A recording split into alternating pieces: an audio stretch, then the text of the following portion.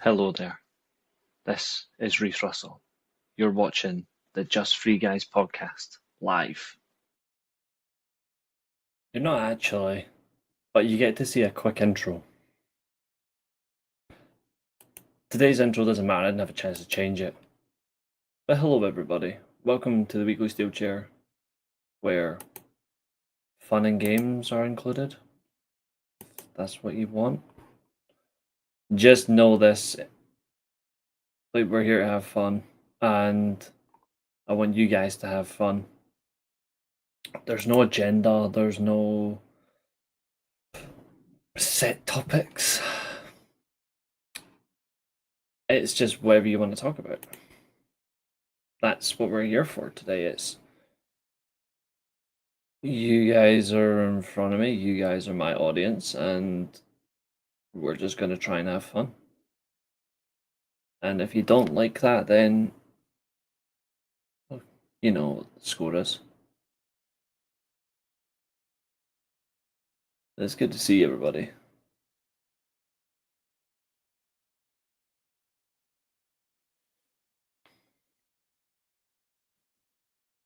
£7 on a Wednesday night, 1 week away from Blood and Guts, which we'll be reviewing in full. Certainly one of those. Certainly is.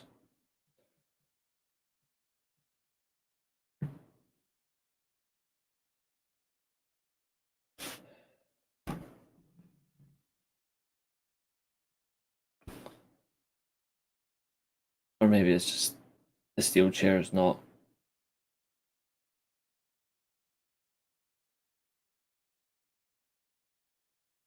I don't know.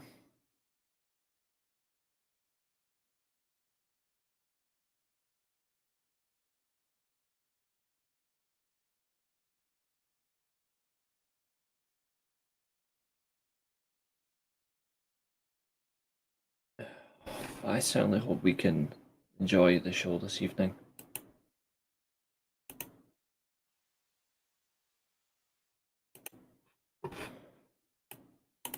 If there's anything you guys would like to talk about, you're more than welcome. If there's any questions you may have for this evening, feel free to ask.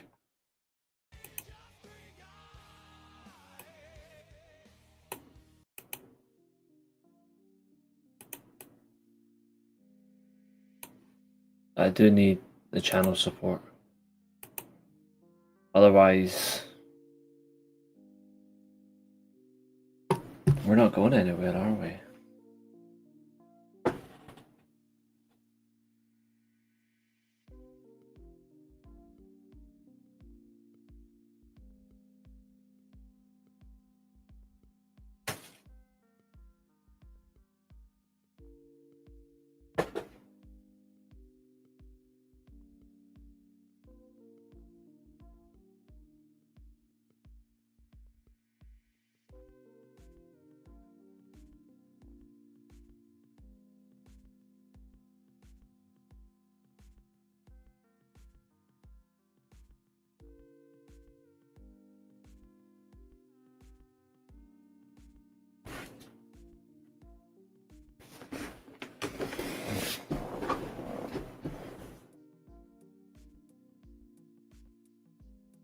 I want to be a good host for everybody. I want us to have fun. So let's do this properly. Let's do this properly, yeah. One second.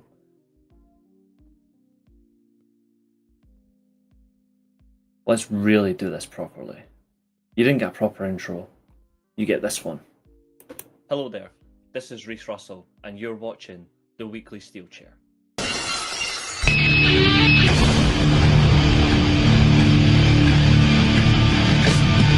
my life in the box in front of me. Taking talk in my arms is the soul of me. You walk by, ask to see me laying face down.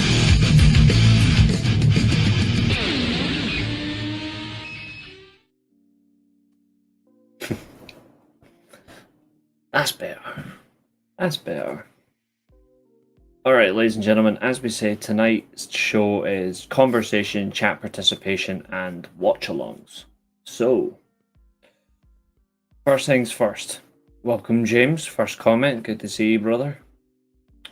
This is how tonight's show is going to be. We're going to have a range of conversation. Any topics you want to talk about, whether it be current or historic. Anything that's on your mind in terms of pro wrestling you want to discuss, we can do that tonight. And we will do the watch-alongs from our Excel spreadsheet, which is boiling with numbers. So let's get where we're at. What's up, Roy Sheen?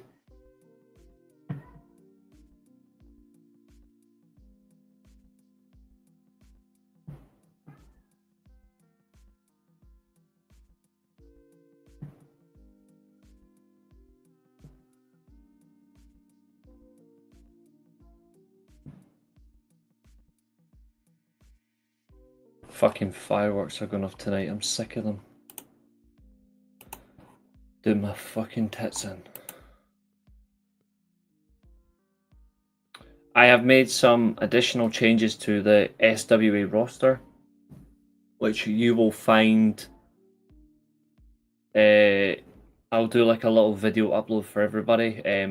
Glenn's finally been added to the roster. I've made some changes to his favorite character. I don't think he's gonna like that, but it's my decision.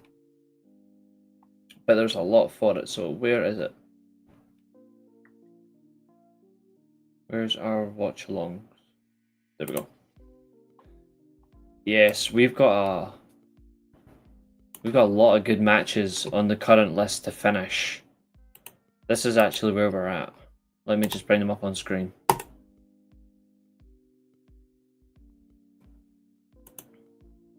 These are some of the matches we've still got to get through.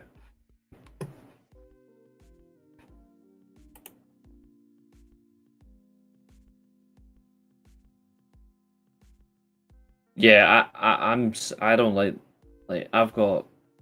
I used to like fireworks, now I completely hate them. This match in particular, the whole idea of the challenge for this match was 8 years ago yesterday. It's mental.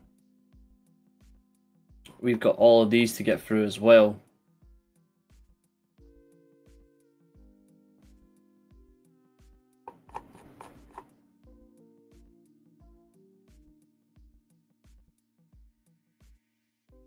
But before we do that,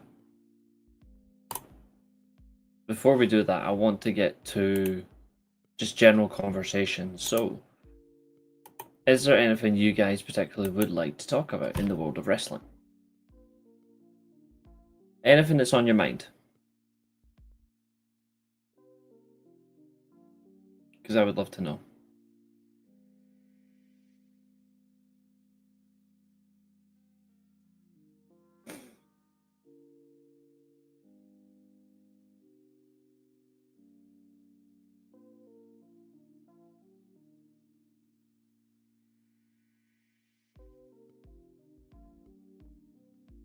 Like I say, this show is all about the chat. Like, you guys are in control of this show. I'm just here to enjoy what's brought to me. You bring it to my attention, I'll discuss it.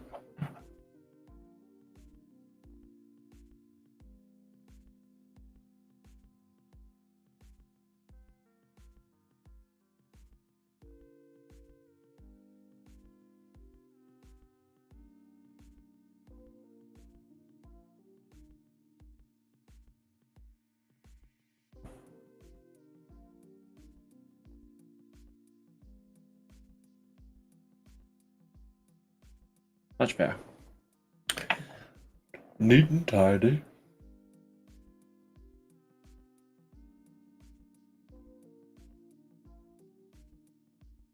Look like Lucifer on a night out. Yeah, last time I saw it was 2-1. Definitely a penalty. What's up, Chester? Good to see you. No, Roshi. No.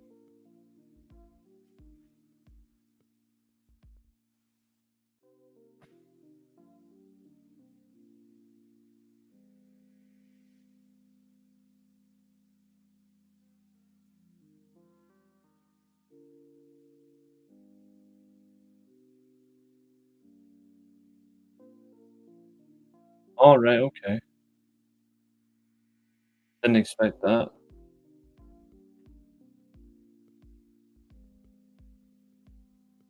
Interesting. Sam Witwer's returning for the Darth Maul Shadowlord movie. Nice.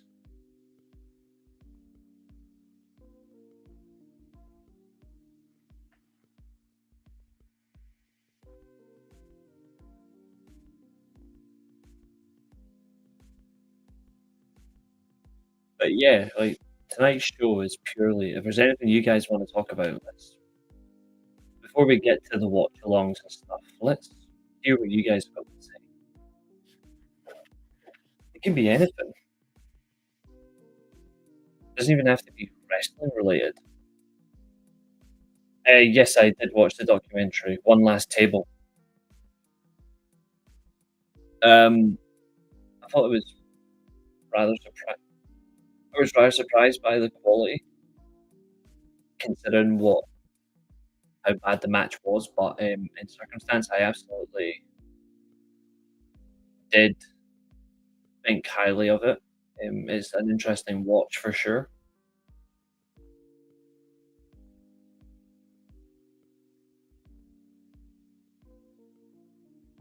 I think Chelsea just want to copy your teammate equally as shit. So the best way possible is just to copy. Makes perfect sense.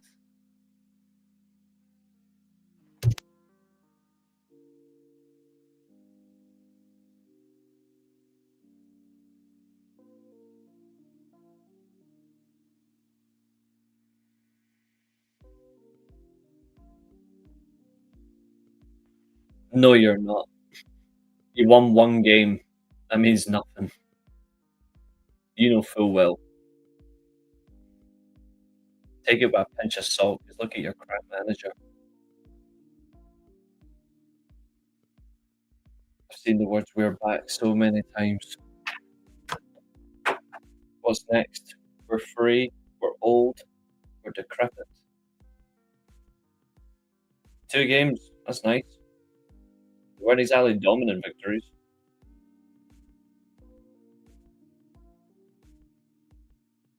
Watch what you do say. He's all draw. He's all draw. Mark my words.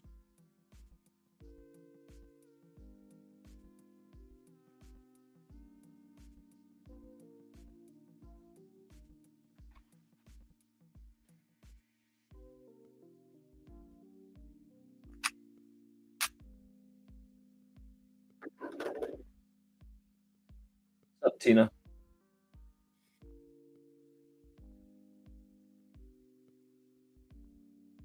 Like I said, see you later.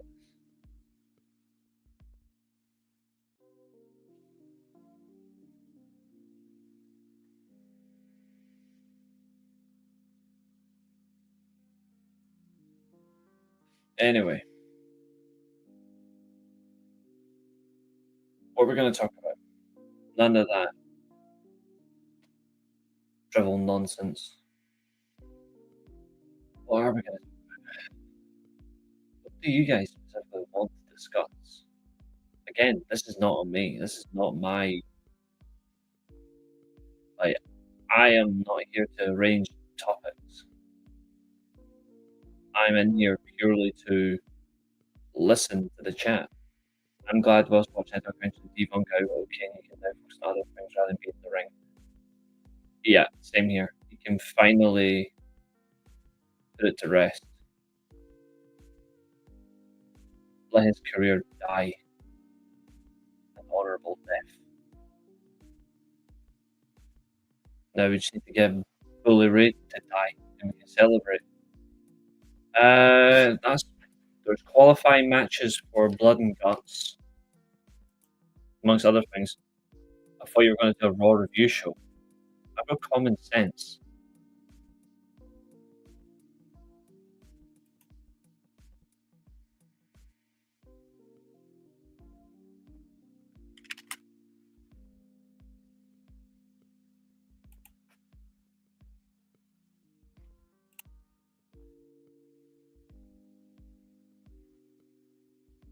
let's see. So there's a trios match between Bum-Ass Kingston, Hook, and Hangman versus the Ops.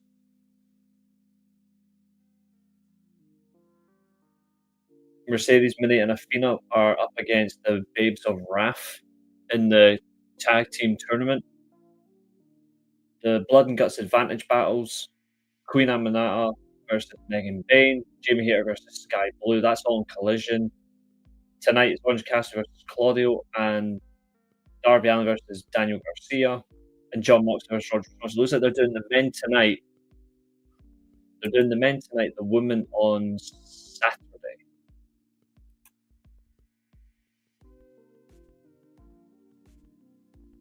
And they're going to have 3-match round robin.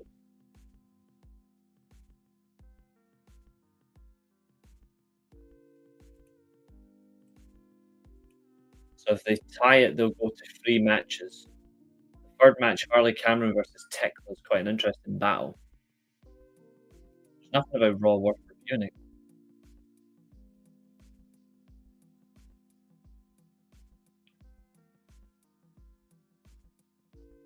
So you got 2 women's matches tonight.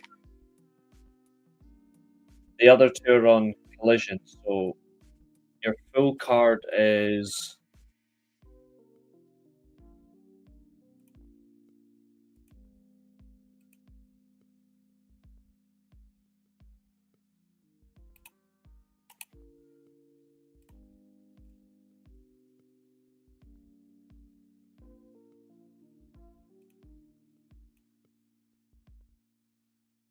that's your card for tonight. 2 women's matches as well. An extreme positive.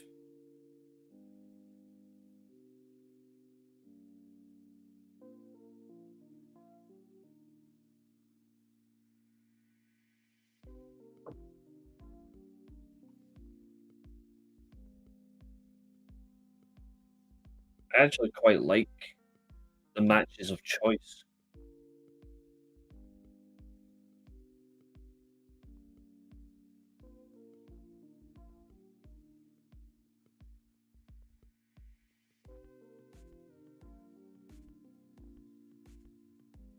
We'll see what it leads to, though. I'm just hoping for a good episode.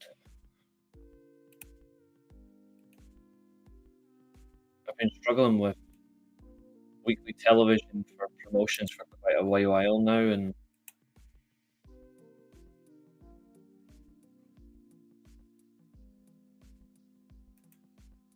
I think they've all got the same problem.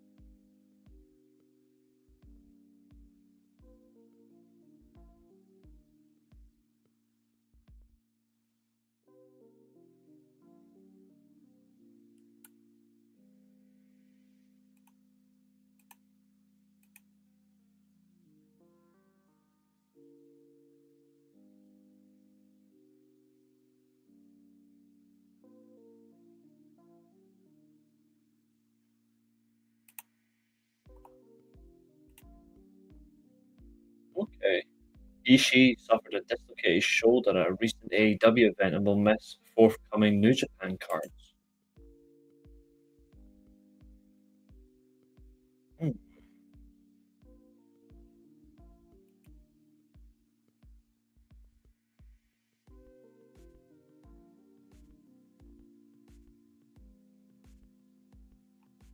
Hmm.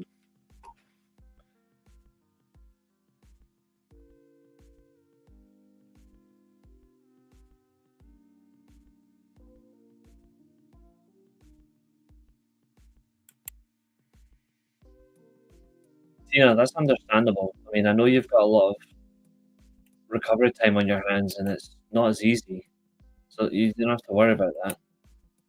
Like, I completely understand. You know, like, you don't have to worry about that at all.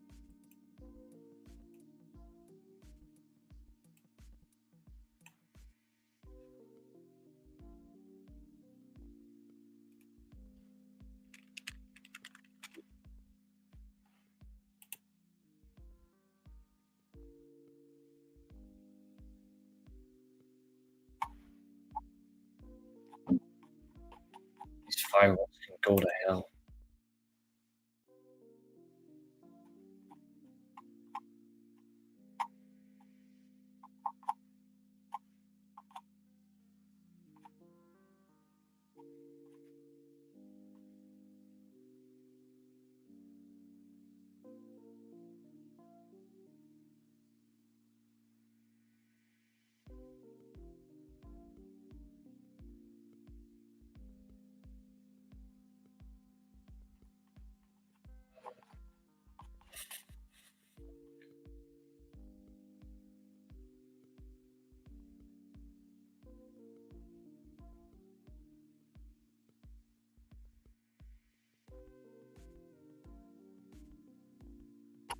This Lord talking nonsense. Yeah, I think they'll be packing up soon, if you want my honest opinion.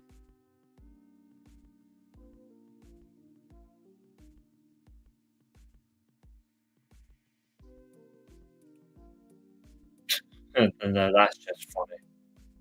That's funny.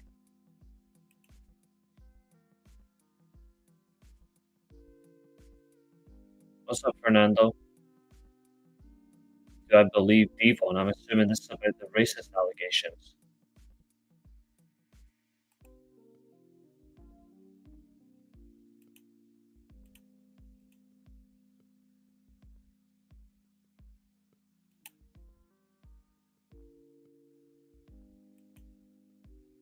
In circumstance,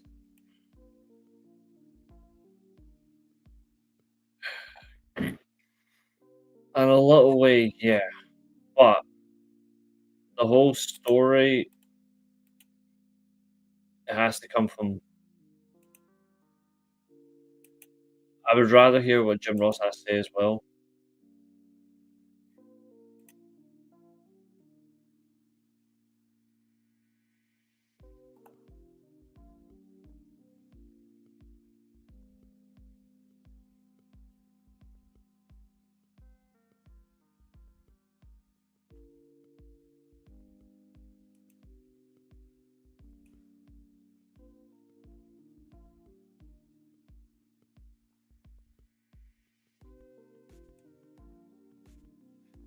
I think what happened in the 90s is certainly plausible.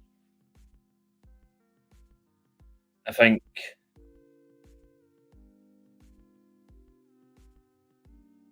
the circumstances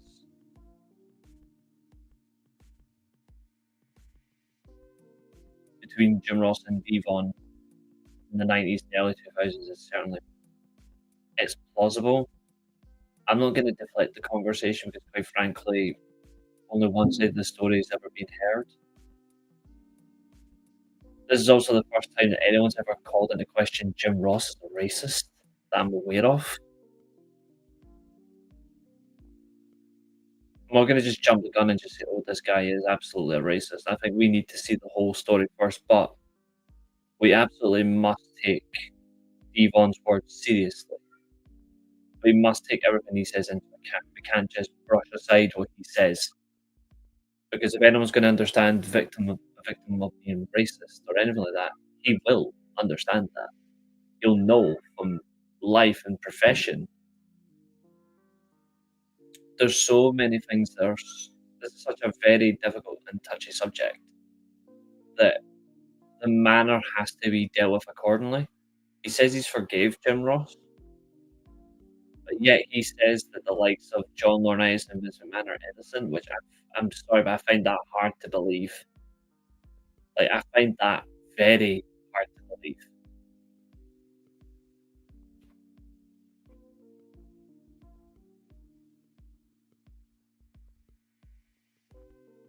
Vince wasn't just openly racist, he was proud of it. Just look at the shit that he said on TV. And openly got away with it. Because no one challenged him. All in the words of entertainment. Some things are better left unsaid. Some things absolutely shouldn't be said. And some things must be dealt with accordingly if said. So when it comes to Devon, there's two sides to every story. But Jim Ross has a lot to answer for, if you're being truly honest. He has a lot to answer on that because people will ask him. He will get questioned. Now he's just got to try and prove by any means, did it happen, did it not happen? And that's going to be a hard one to do. So do I believe Devon? In some ways I do, and in some ways I don't. Because I just find it hard to believe that some of the names he said didn't do anything. I find that hard to believe. Like, I call that into question. Serious.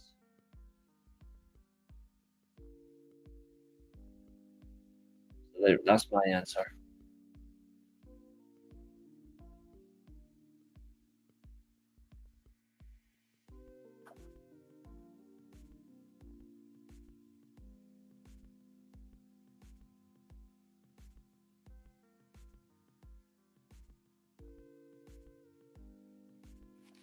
Fireworks are gonna look crazy.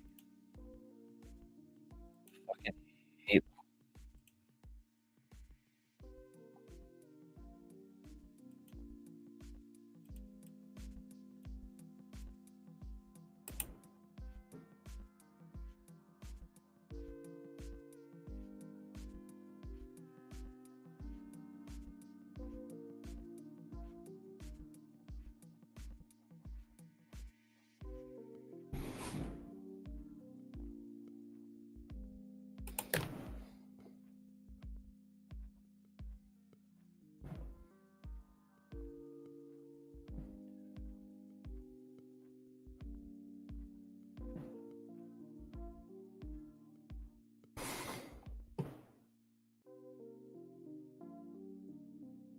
Okay. What else have you got for me?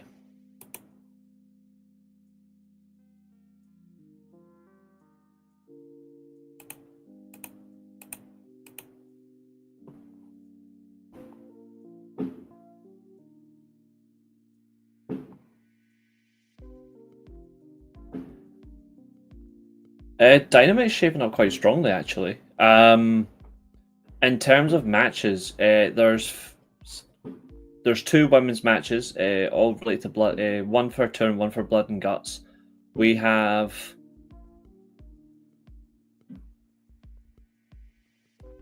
two of the men's matches as well for blood and guts advantages. It's shaping up quite well. Oh, there's so many, I can't take it.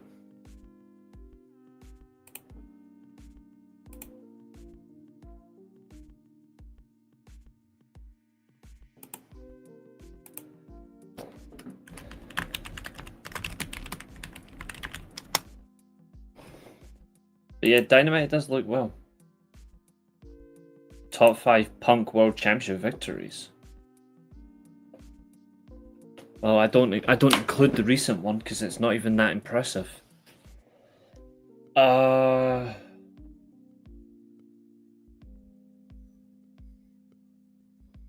so I'm gonna put it out there. Number 1, I'll do from number 1 to number 5. So I'll do descending order. Number 1 is his final Ring of Honor World Title win, because that's when he did that promo when he announced that he was just leaving Ring of Honor. So that's number 1. Number 2 is when he won the world title from Jeff Hardy, because that Money in the Bank cash-in was That was really caught off the guard. That was really well done. Number 3, when he beat Hangman Page for the AEW World Title. Number 4,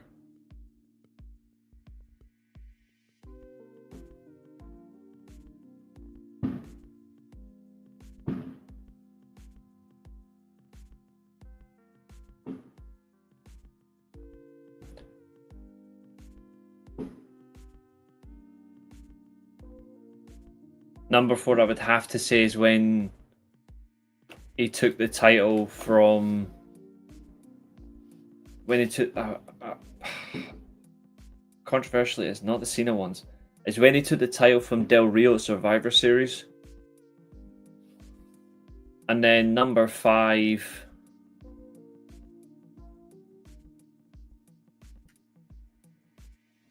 It should have been on a much bigger event, but number 5 is when he won the ECW title from John Morrison.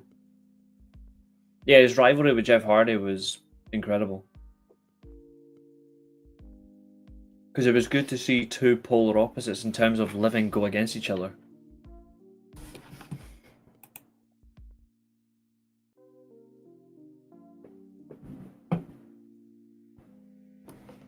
So yeah, number 1, the title win on Jeff Hardy. Number 2, well, number 1 obviously the Ring of Honor World title. Number 2, the World title win on Jeff Hardy. Number 3, beating Hangman Page. Number 4, beating Del Rio Survivor Series, and then number 5, the ECW title win.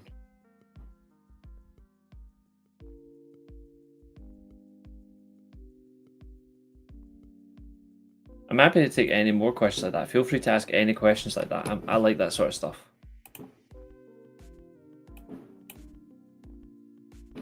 The watch-along series will continue as well tonight, so don't worry about that.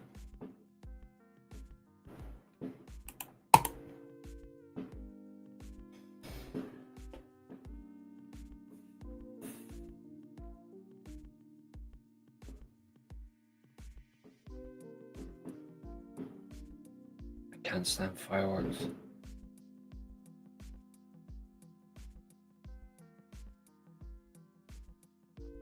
Who should have been world champion but never have been.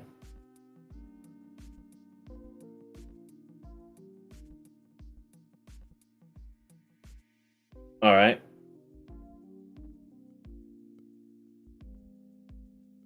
Some of these might catch you by surprise.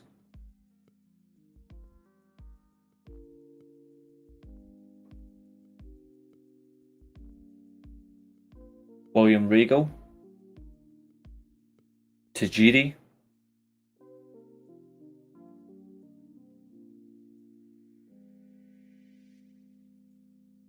Ted DiBiase,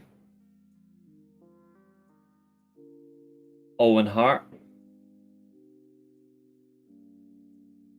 Rowdy Roddy Piper.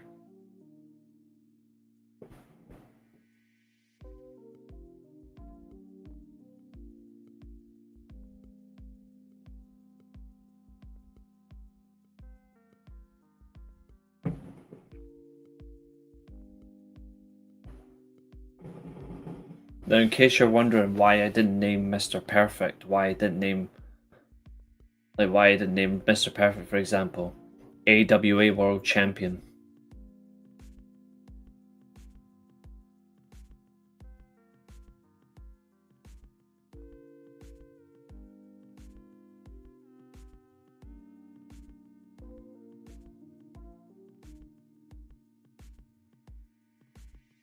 Five wrestlers who should never have been world champion: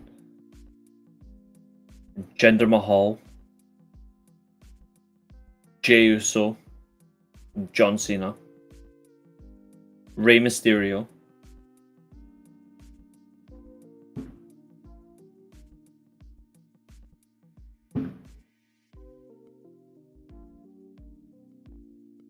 Trick Williams. Top 5 favourite New Japan wrestlers. Christ.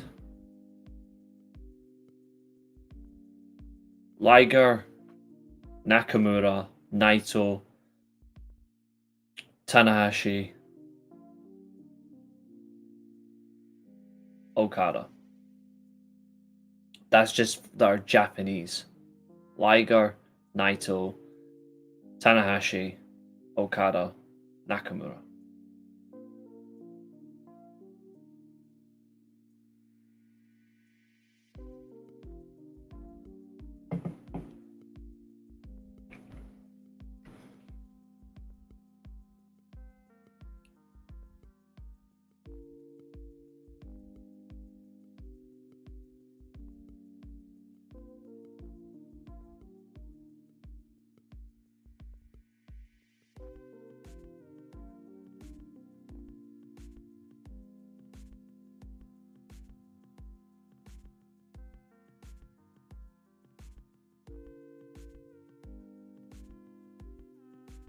That's a good question, though. That's a question that never normally gets asked. Who should never have been world champion, let alone who is world champion?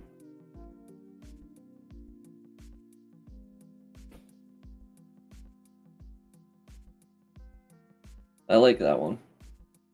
I do like that one.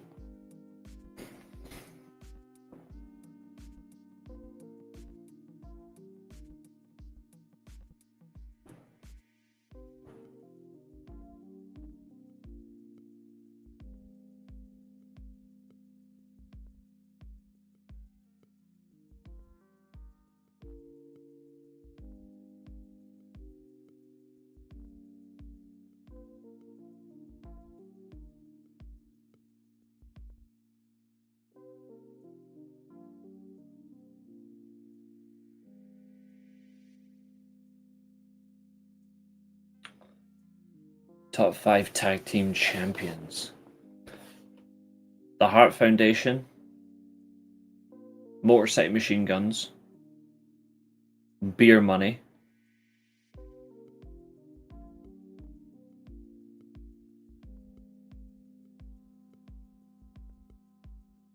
the Brain Busters / Tully and Arn,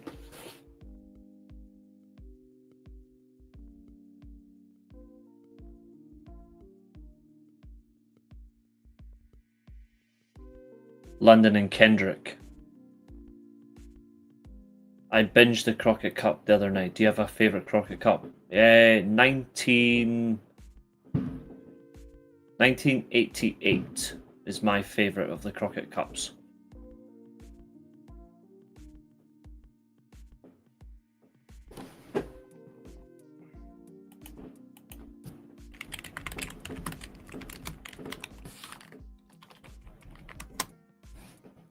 Give you bonus points if you can guess who won it. That was also the tournament where Sting and Lex Luger first teamed up together as well. That's what I liked about that Crockett Cup.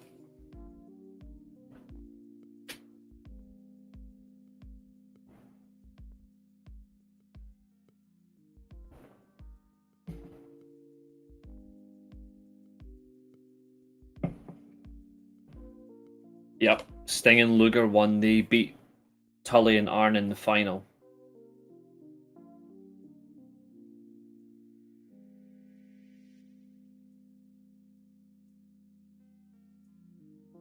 It's also when my favourite version of the Four Horsemen got together.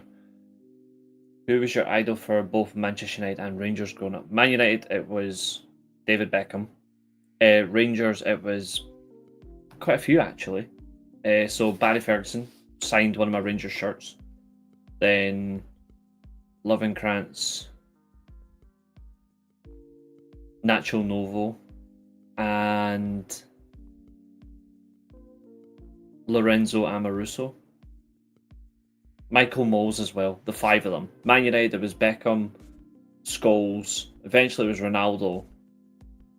Beckham, Scholes, Ronaldo, Stam, and Rooney. Road Warriors, Hart Foundation, Demolition, Hardys, and ENC. Yep, Road Warriors are a great one. Same with the Steiners, it's hard to leave certain teams out. Does the question have to be non-wrestling? No, it doesn't have to be. They're just questions. It's just chat. Like I said, it's chat participation. It's you guys talking whatever you want, asking whatever you want me to answer. Just don't ask me my relationship status. It's the only thing you're not getting an answer to.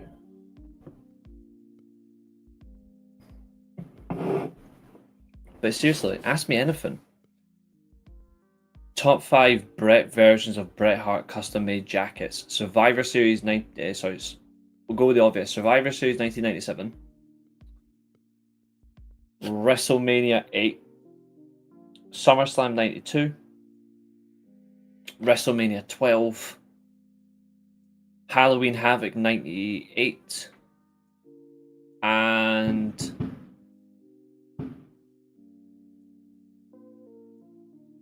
WrestleMania 13.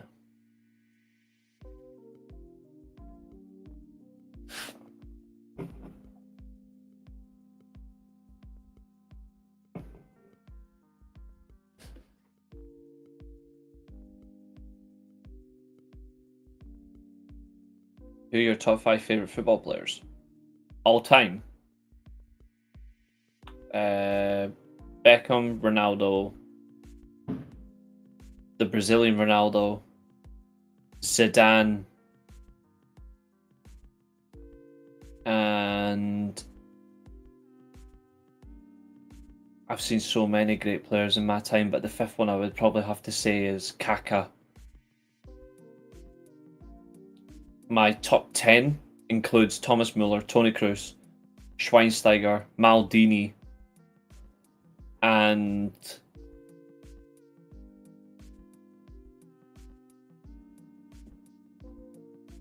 Del Piero. If you were a wrestler and main event in WrestleMania, which band would you want performing your entrance live? It's between Limp Bizkit, Queen, even though the original singer's not alive anymore, or My Chemical Romance. I wouldn't mind Biffy Clyro though, just because it's a Scottish band. Rank the Heart Foundation members from the Attitude Era. Alright. Number 1 is Bret. Number 2 is Owen. Number 3 is Bulldog. Number 4 is Flying Brian. Number 5, it's the Anvil.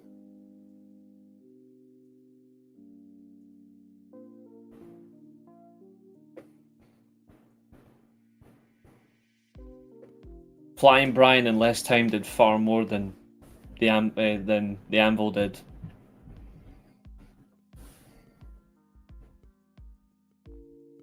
But Bret will always be the best member of the Heart Foundation.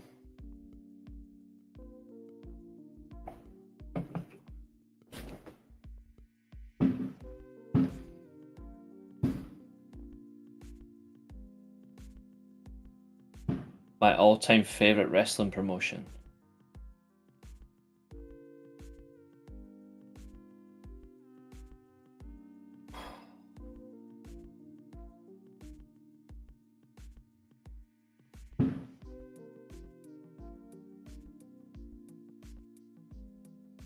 I would have to say TNA or New Japan.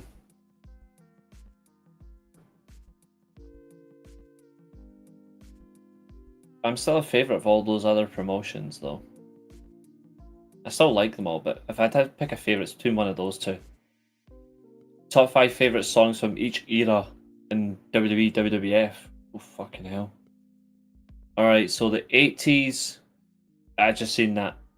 The 80s top 5 theme songs: Macho Man, Ted DiBiase, Ultimate Warrior,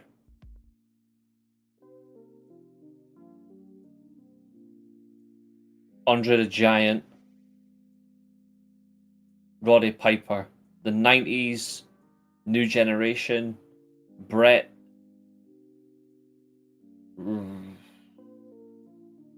number 1, Mr. Perfect, Razor Ramon,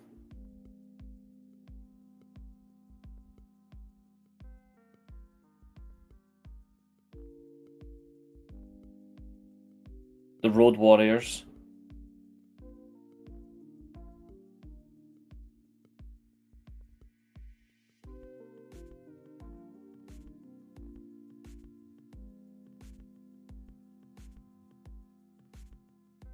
Taker, Attitude Era, Steve Austin, Undertaker's Dark Side version 3 before he went to the Ministry, Kane's Burned theme, the Rock theme from '98, and because it was still technically the Attitude Era, it was a big one for me and really important. The Brood. Then Rollin' would be number 6. Ruthless Aggression. Ruthless Aggression would be Kurt Angle's theme. I'm a big fan. I do like Motorhead, so I would have to say the game, even though I don't like the wrestler. Batista, I Walk Alone. CM Punk's This Fire Burns. And RVD's One of a Kind. The PG era.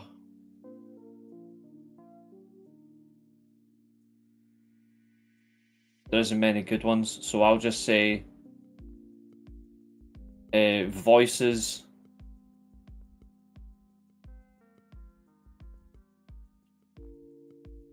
Jeff Hardy's well, No More Words.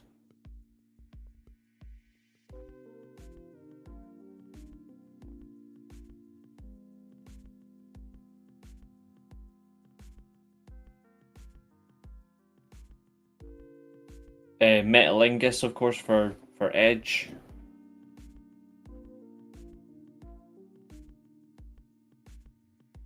I suppose Rey Mysterio's theme song's always been good. And Gregory Hurricane Helms' rendition of his theme song, which was sick, because it has the Spider-Man thing in it as well. 2010s, well, Styles, Jericho,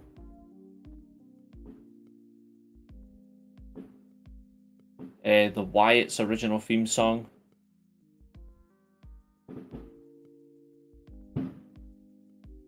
Since it was in the 2010s, I can use it. Taker, when he used Ain't No Grave.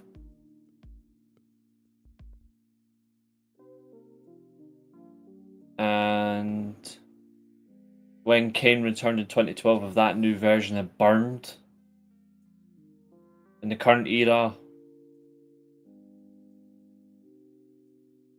none. What's up, Maria? Was Brett and Owen a better team? I suppose Cult of Personality is probably the only one. But I prefer the original, not the remaster. Was Brett and Owen a better skilled team than Brett and the Anvil?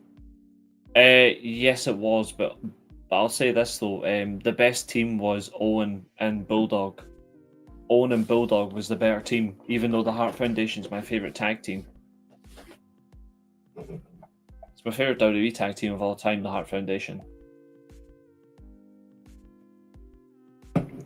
Yeah, Penta's theme's not so bad.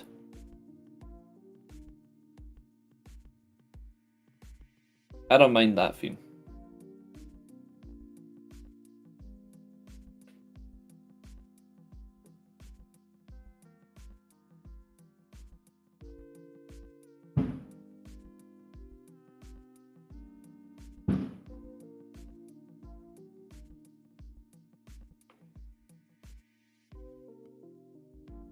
If you were a wrestler and you were allowed to pick which wrestler you want to wrestle, who would you choose? I wouldn't just pick one.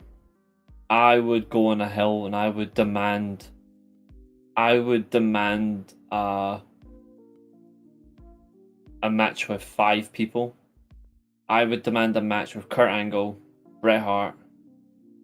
I would demand Kenny Omega in my match, AJ Styles,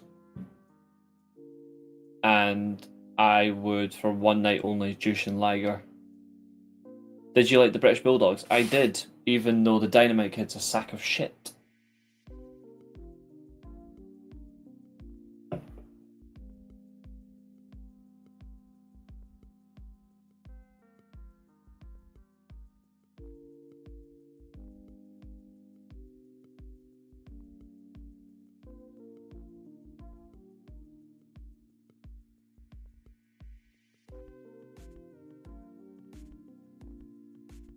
We've just hit 51 minutes as well. Doesn't feel like it.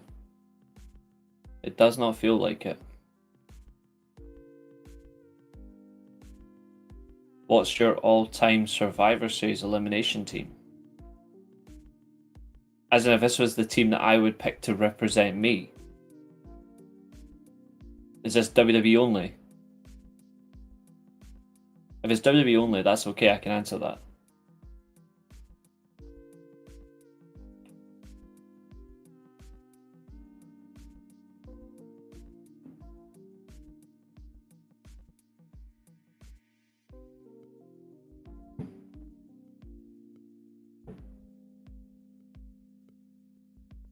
Which wrestler do you hate the most and want to see gone from wrestling altogether? I think you know the answer to that question.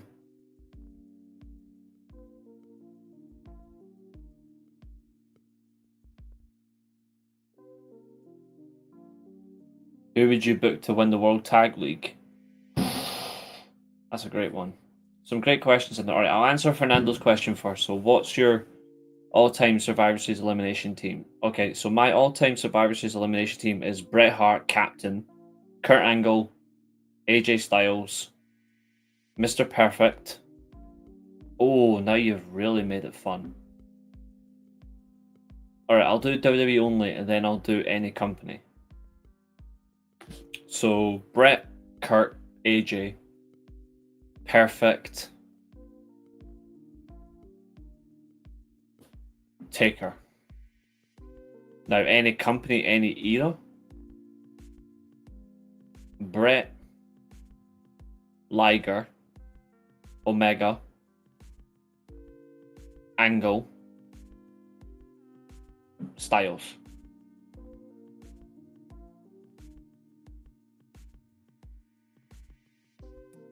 WWE only team that you know you can win any match with. I can win any match with. Just put me in the ring with the guys I've just said. I win everything. Who would I book to win the World Tag League?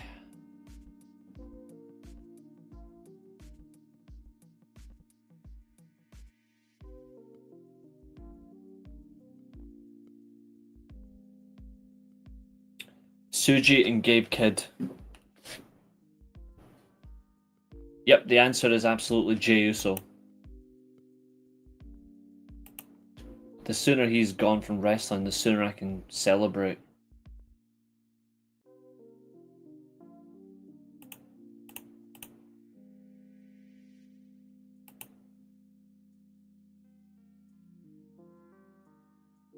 Yeah, Suji and Kidd would be my choice. But if you want a genuine tag team though, or circumstance, I would choose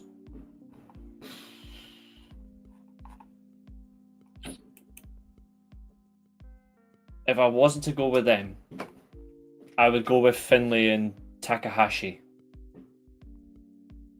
But I'll tell you who's going to cause a real surprise in this whole tournament. Annoyingly, there's 3 teams I think to watch out for. Shota and Yuya. I think annoyingly Ren, Narita and Sanada are going to be a one to watch for. And Shingo and Drilla.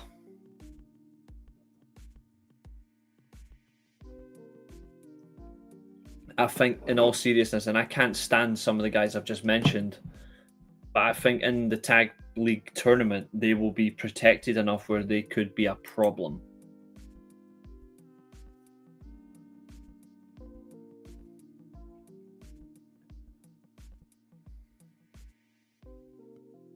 Interesting choices, Chester. Interesting.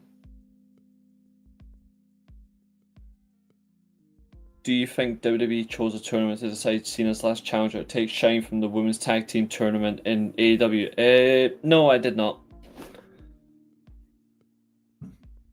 I think they did it because I think they want to try and make the last match feel competitive enough that people want to get there rather than just hand-pick an opponent.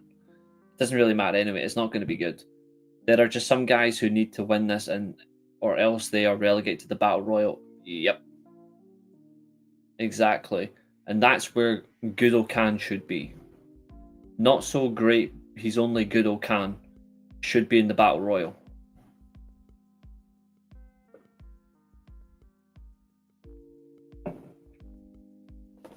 We'll be talking about the World Tag League in full, don't worry. We'll be talking about it in full. They've actually made Block A competitive enough for all of us to go, okay. Because that was something we said they had to do. Someone go and shoot whoever's letting those fireworks off. Just shoot them.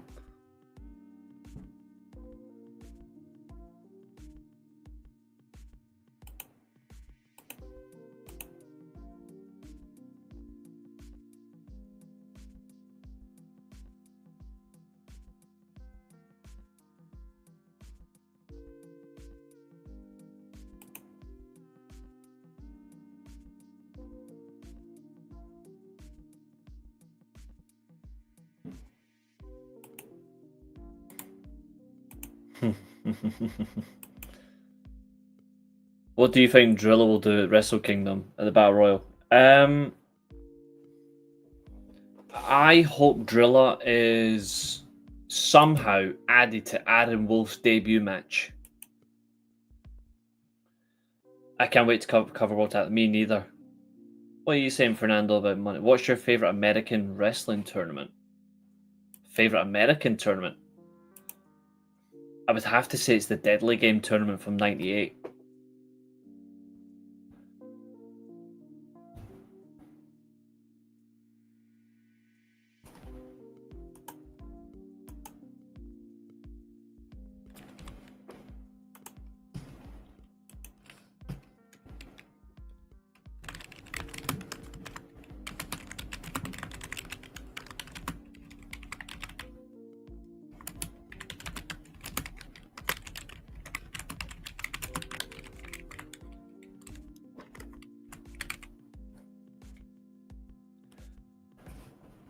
That's a great question. My least favorite wrestler of all time, Hulk Hogan.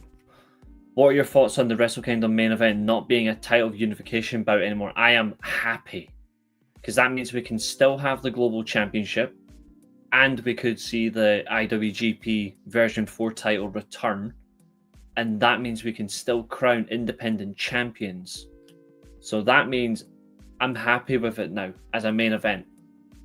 It feels like it's a proper main event now. It's title versus title, not let's just unify them. So I speak for Josiah on this as well. We're both really happy with this decision because I know for a fact I'm speaking on Josiah's part as well. And I'm speaking on Temple's behalf as well because he likes this too. This is exactly how it should be. Title versus title does not need to be unifying championships. But what I'm hoping is it leads to the return of the V4 and the IC title belts. It does increase Takeshita's chance of winning. Yes, it does. It's now 50-50. Originally, I had 67% Tsuji, 33% Takeshita. Now I have 50-50. I'll be honest, I actually don't care now who wins that match. But preferably, I think the best choice is Tsuji. But I'm actually not too bothered who wins now in either of them. And yes, we are going to be doing predictions for Wrestle Kingdom when the full card is announced.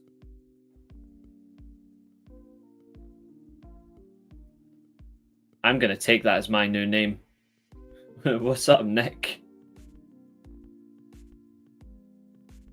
I think I'm going to use that as a new spelling for a name now. That's going to be my stage name. Hold on.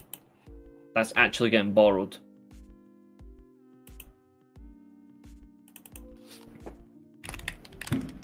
I'm actually going to use that as a stage name.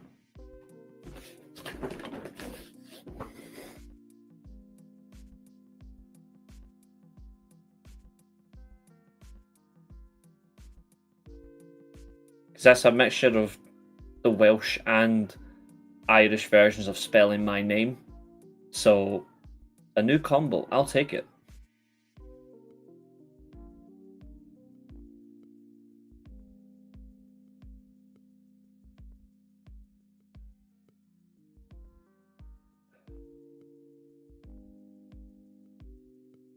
It's alright. It's completely cool. I'm actually going to use that now as a name choice. I think it's quite funny. Favorite obscure indie wrestler.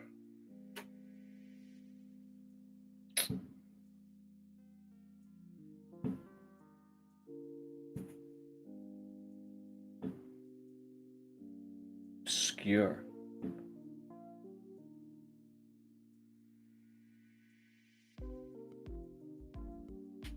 Blue Cane.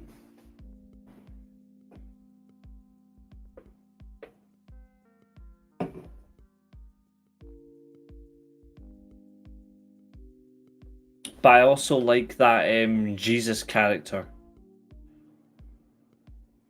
Is Indy Hartwell obscure? I don't know if there is.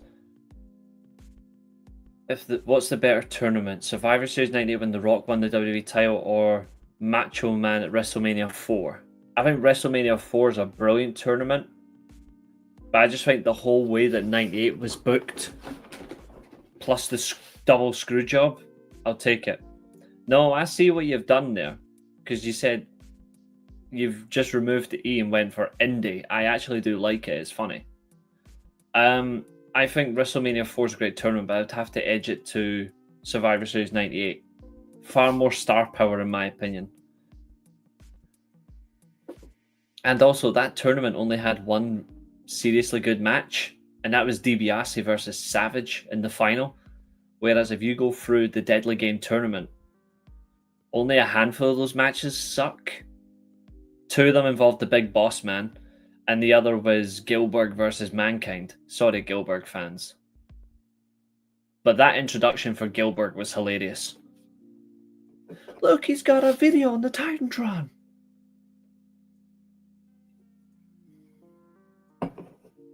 I'll never forget that introduction or that comment from JR. It was funny. Jerry Lawler as well. Probably one of the only handful of times where I actually thought Jerry Lawler was a good commentator.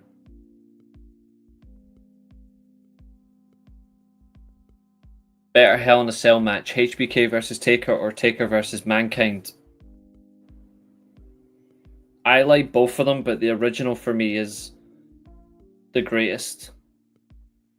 The original is the greatest, but Mankind versus Taker is definitely one that deserves its flowers, 100%. But Taker versus HBK is the greatest Hell in a Cell match ever.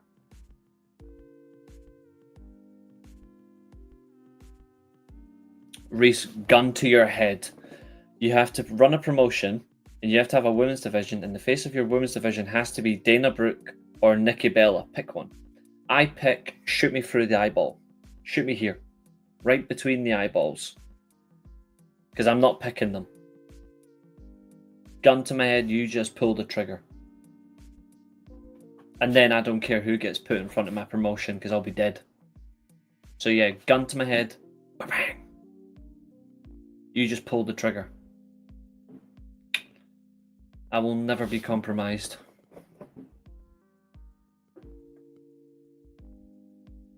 Which debut in any promotion you were excited for but didn't live up to expectations? I'm going to be really honest. This one is going to sting. But I would have to say Bret Hart in WCW. Better debut, Taker at Survivor Series or Kane in Hell in a Cell? Kane at Hell in a Cell.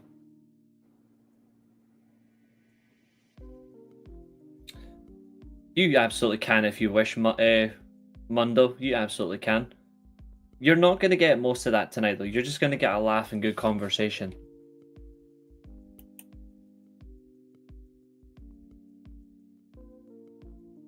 I'll stay up this evening. I'll stay up. Don't worry. I've missed the last few. I've been absolutely exhausted. DiBiase was surprisingly good. Surprisingly good technical, high rate work guy during his time. Who do you think is a wrestler that don't get their dues as a good wrestler? I'm going to say one that I know for a fact doesn't get any any respect for their work. Rick the Body Martel.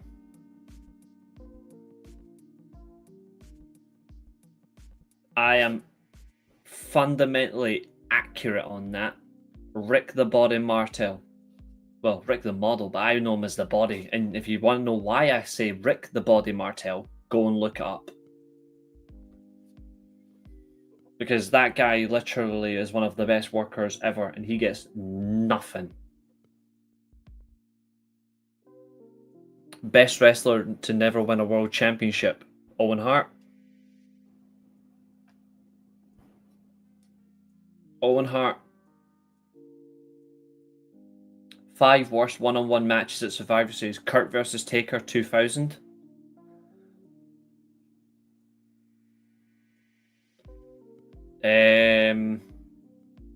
Big Show versus Randy Orton. Roman Reigns versus Dean Ambrose.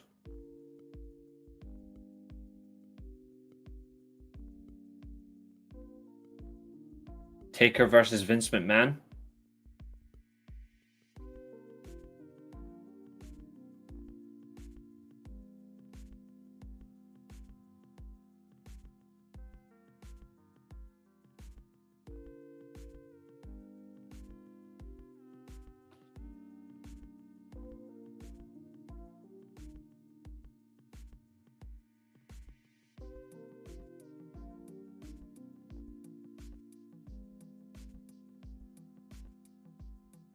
Mysterio versus Batista. Owen over Perfect. Yeah, because Mr. Perfect technically won the AWA World Championship. Owen didn't win any World Championships at all in his entire career, so that's why I include Owen. Don't worry, Tina, I know that. I know why you're talking in Spanish. It's okay. You don't have to worry about that. Like I say, I completely understand. Your question, though, is about who's my favorite wrestler of all time. Bret Hart is my favorite wrestler of all time. In terms of speaking, I know obviously you'd rather speak in Spanish because you're not particularly good at English. That's okay.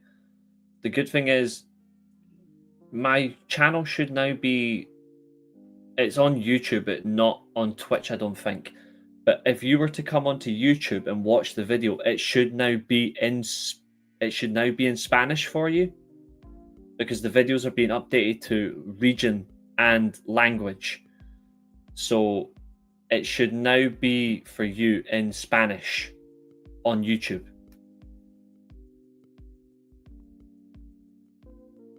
Rick Martel had all the tools, but his height held him back. Exactly. The guy was phenomenal for Royal Rumbles. Like, if you wanted to see how you survive in a Royal Rumble, you watch Rick Martel.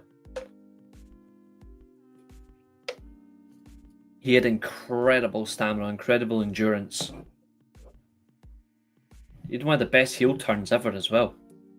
That heel turn at WrestleMania 5 was one of my favourites ever.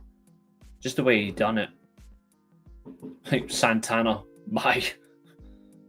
And abandoned him in the tag match. I was like, pfft. I love the way they did the split on them as well. That was a natural split. He was a good talker. That's what I'm saying. Like, but he doesn't get any praise. He doesn't get any conversation.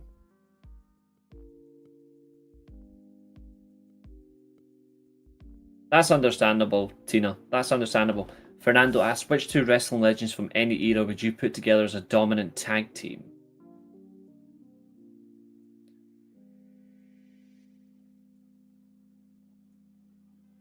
All right, let me ask you this specifically. Do you want these to be giants, high flyers, or a combination of them, or just technical wrestlers? Because if you want, I can do one for all of them. How do you want me to do it?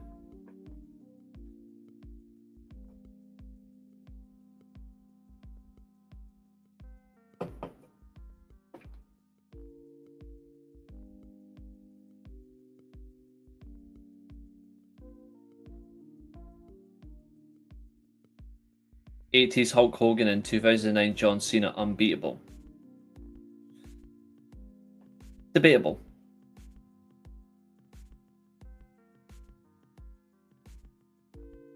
It's very debatable.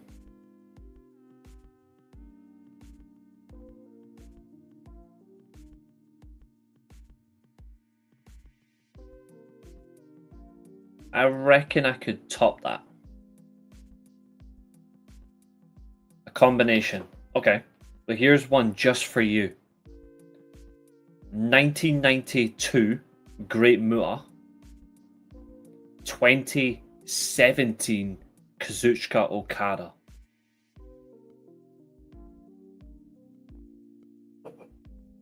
Another one for you. I would use 2015 AJ Styles.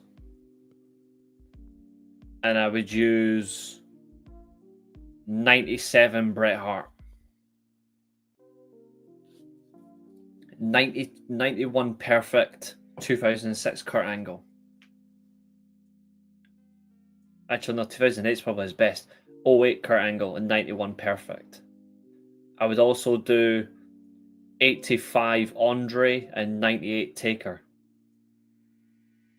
I can think of so many different teams that would work.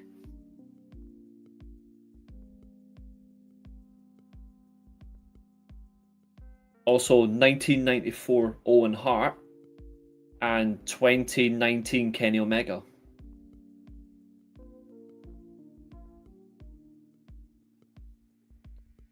And then, if you want some really obscure shit, here's a really obscure one for you.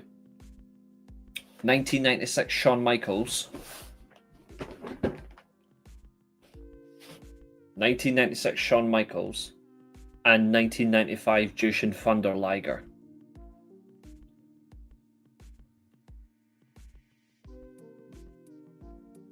Thank you, Tina. And back at you. Right back at you. You're a welcoming personality to this channel, and you're a great person as well, so we thank you for having on, and I hope you're doing well. The only time I'd ever choose Hulk Hogan in a tag match situation is Hulk Hogan's getting pinned every week. Which, if I was running the promotion, he would be.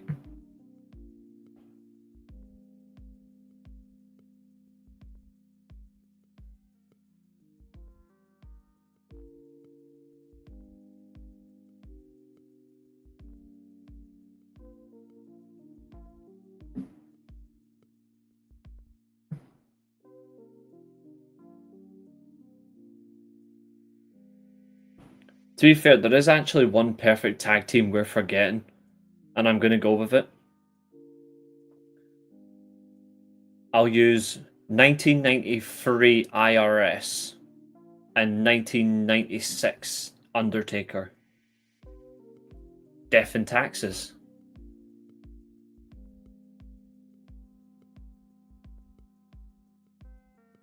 I reckon 98 Stone Cold and 2025 Gabe Kidd would be an incredible team. As would 2025 Yota Tsuji and 2014 Shinsuke Nakamura. So many great options. Kaito Kiyomiya and Misawa would be one I'd love to see.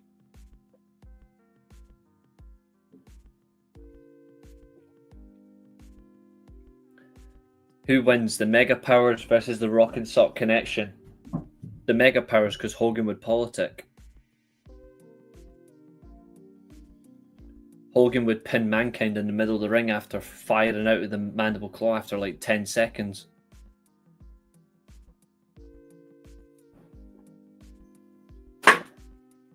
I love the Rock and Sock Connection. Two of my favourite wrestlers. Mega Powers, the only one I liked, obviously, in that faction was Savage.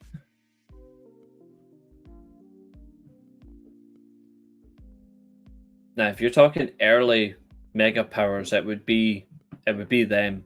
If it's towards the end, it's all to play for.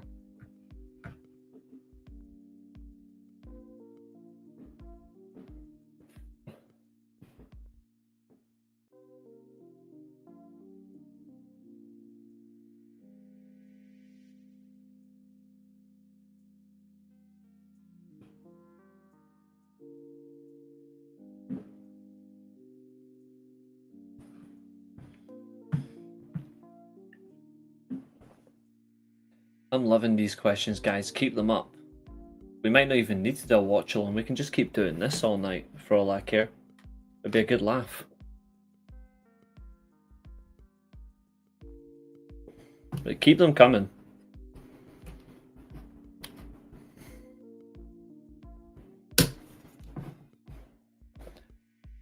What two rivals would you put together to form a good tag team?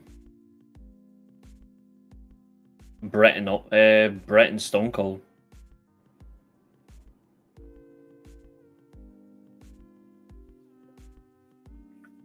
Kenny and Okada.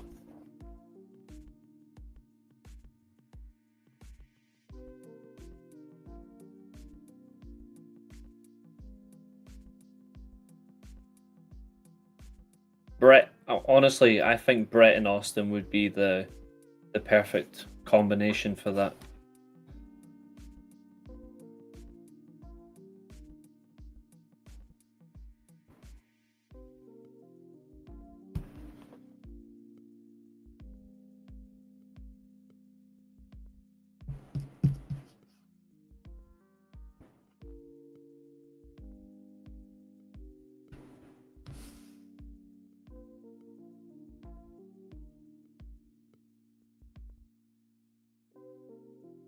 I saw somewhere that Gleet had a poor selling show. You think it will survive? I think they'll be okay. The market isn't particularly great overall, but I think they'll be just fine. Newcastle lead Bilbao and City Dortmund still 0-0. Ooh, interesting. Interesting. Let's have a look at these matches. Let's have a look. Joe Linton had a goal as well, disallowed. Still 0-0 Benfica, Bayern, 1-1 Bruges, Barca.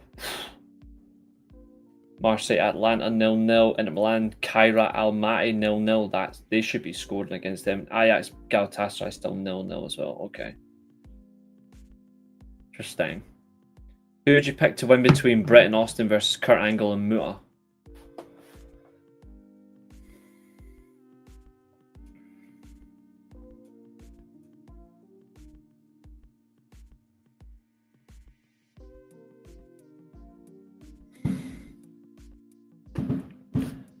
I would do it.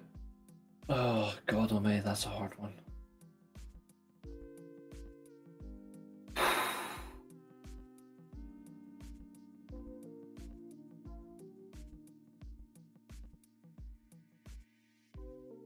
I don't think I can.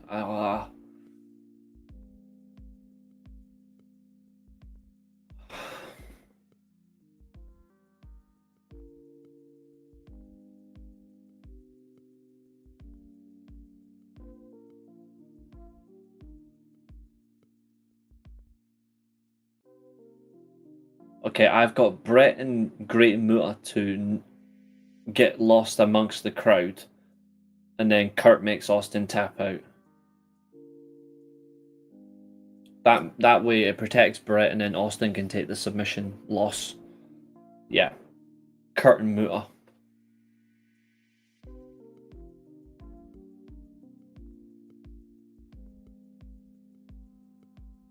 Yeah, and peak angle ain't losing exactly. That version of Kurt that I picked is his best version.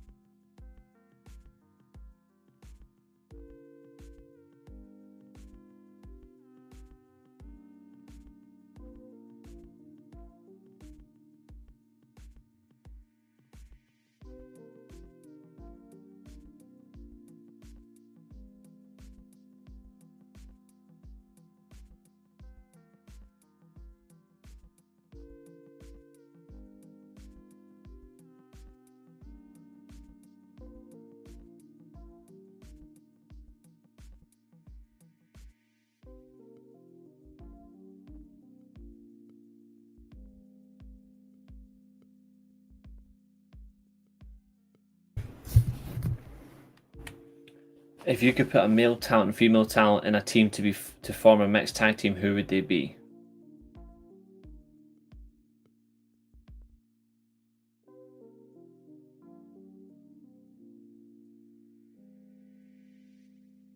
Hiroshi Tanahashi and Bull Nakano. From a current era of like all around like younger, more different style, I would put AJ and Deonna Purrazzo on a team.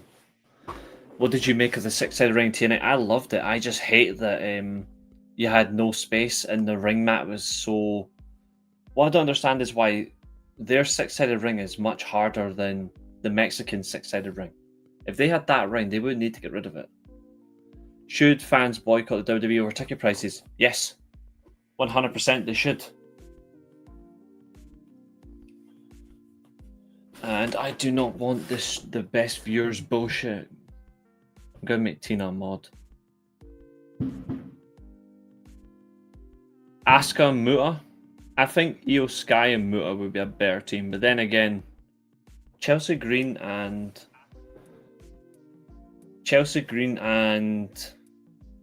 Penta would be an interesting team for me. Where is Tina? There's Tina. I'm officially making Tina a mod on my Twitter. Sorry, not my Twitter, my Twitch. And you can go away. I do not want these fake viewer pish. To this day, my Twitch background is my edit I did of Kenny Omega and Kota Ibushi with the tag team, like the New Japan tag titles.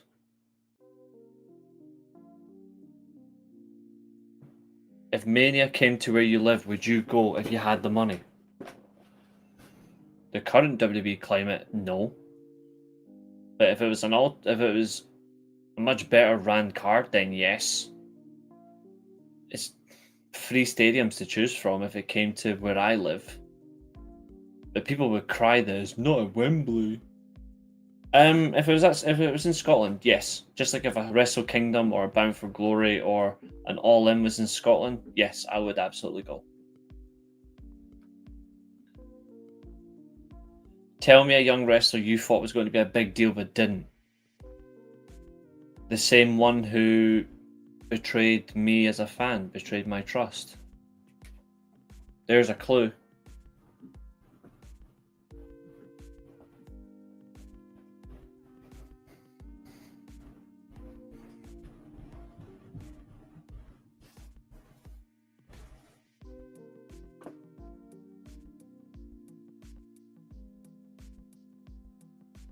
Nah, not Chase Owens.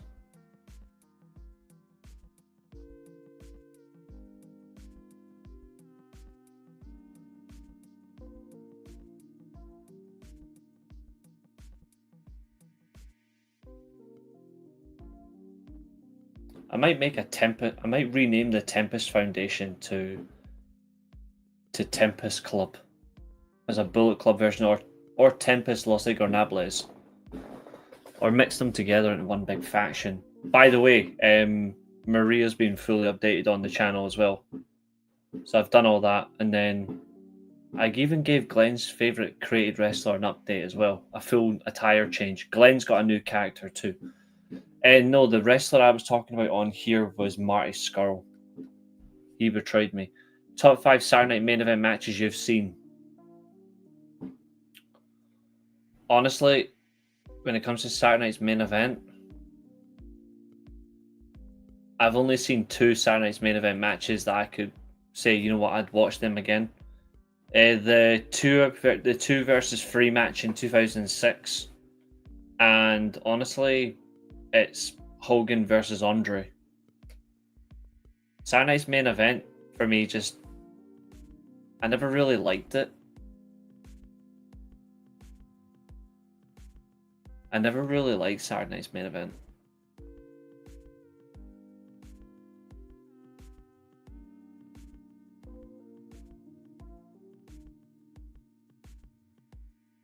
It just, for me, it never really caught on. I've never really I can only say those two. I can't say any other ones, to be honest.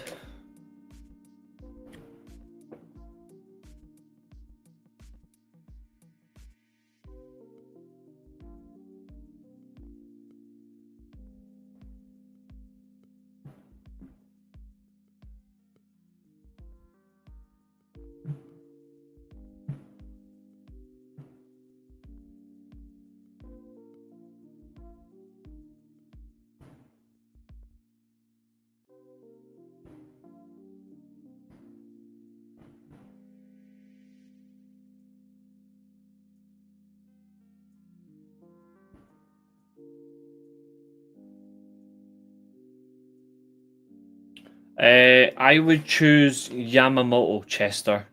Thanks, Arn. It's good seeing you again, bud. We will be talking World Tag League over the next coming days, so you're more than welcome to view and participate in that as well. Do you guys want to continue with the ask questions and just go ahead as normal conversation, or do you want to still do some of the classic watch-alongs and do all that? If Jeff Hardy didn't do drink or drugs, how good could he have had singles career? He would have outsold Cena in terms of merch, put it that way, continuously. He would have been a long-term champion. If he never did drink or drugs, he would have had very good title reigns because of his popularity and his merch sales. I actually will say he would have had a longer title reign than CM Punk or Cena. Both of their longest title reigns, 380, 434, Hardy would have eclipsed them. I reckon Jeff would get close to 500. And I'm not kidding. Because of his popularity, especially 2008 onwards, when he was like really coming into his own as a single star. We can do one of the match watch-alongs in a minute then. We'll pick one from... You can all pick one from the list.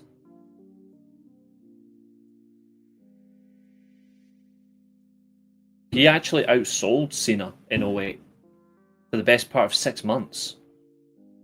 And that includes when he was on his 3-month suspension. Memphis Wrestling announced that Marco Stunt will be joining the promotion as an on-screen talent and mentor. Good. I like that. I'm happy for him. Especially because he's been forced to retire due to injuries. I like that. I'm happy for him. That's some positive news. You know what? See for that? Let me welcome in Catherine, of course. Of course, Catherine on the channel is called She Hates Women. I've also renamed She Is Melodramatic. She is now called...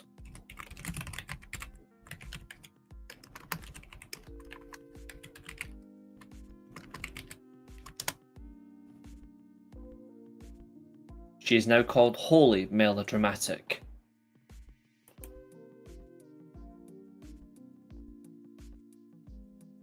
Right, what am I looking for? Looking for sounds. For Marco Stunt.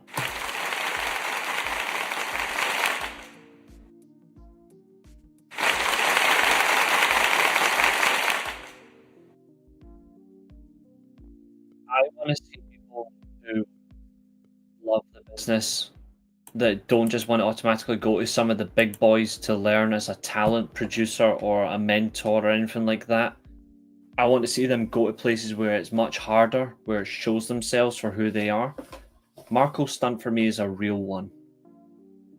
And I like that he's decided, you know, I'm going to go to Memphis instead. I'm not going to go to WWE. I'm not going to go AEW behind the scenes. I'm not going to go and do TNA. I'm not going to go GCW, MLW. I'm going to go, you know what? Let's go to an old school territory. Let's hit up Memphis. I respect that a lot.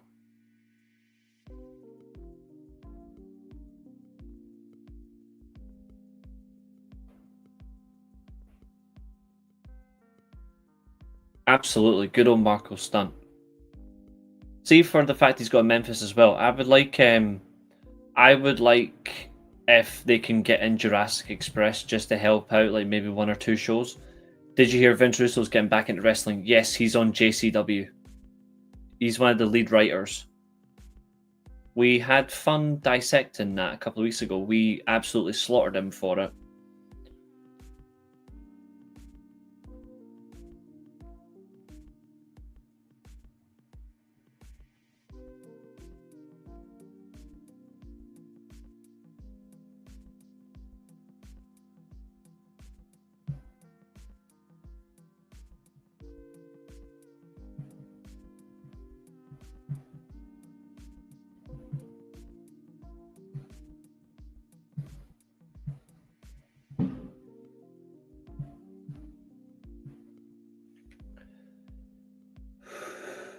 Of course, in terms of the watch along, we do have a lot of matches on our list still to get through.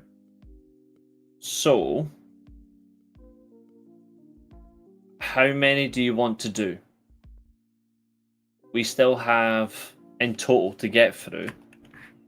If you want me to do them on the show tonight, 9, 13, 28,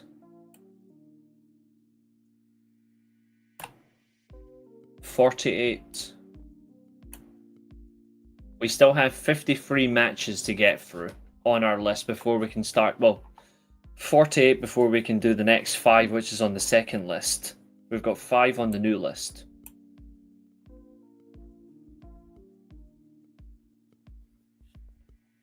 Prime Shawn Michaels versus Prime AJ. I'm still going Prime AJ. But Prime Shawn Michaels was phenomenal.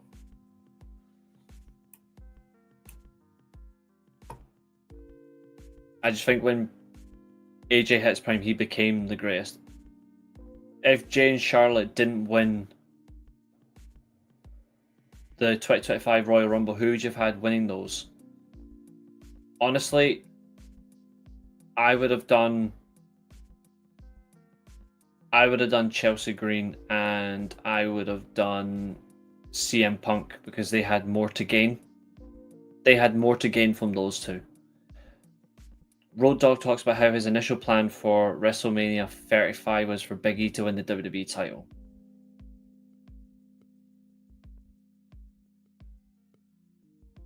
Sure, Jan. That's not a you, Cat. That was for you, Catherine. That's for Road Dogg. Sure, Jan. The same WrestleMania 35 where Brock Lesnar versus Seth Rollins and Daniel Bryan versus Kofi Kingston. And Big E wasn't even in the singles division. He was a tag team wrestler. Road Dogg is an absolute tool, man. He doesn't know what he's talking about. No wonder the Free Life crew was better when he got booted out. Aye. What we're going to do, from the remaining matches we have left,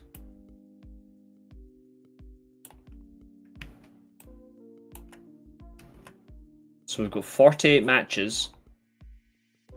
So I want all of you between numbers 1 and 48. Pick one now. Was it a mistake for Lex Luger not to win the World Championship at SummerSlam? No, it was the right decision. Lex Luger wasn't over, and they were just trying to carbon copy him as Hulk Hogan. It should have been Brett winning the title at SummerSlam from Yokozuna. But at least they done it at WrestleMania and fixed it. But no, it was not a mistake. It was the right decision. They didn't, like, the fans didn't want Lex Luger as champion. And for good reason. Especially when the most over talent was relegated to a match against Jerry Lawler. Maria picks 8.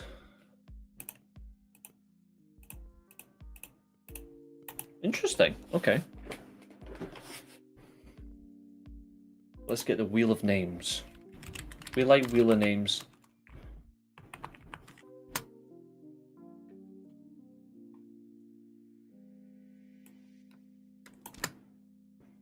So we've got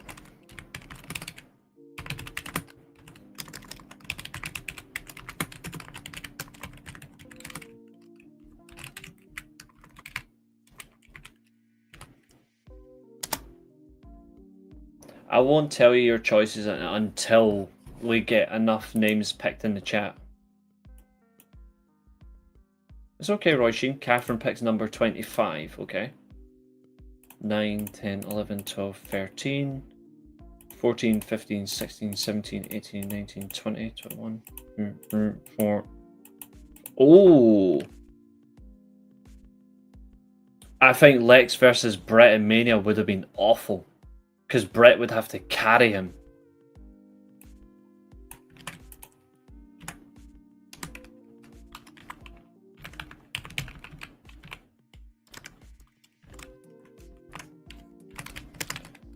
So far, both Maria and Catherine have picked excellent matches.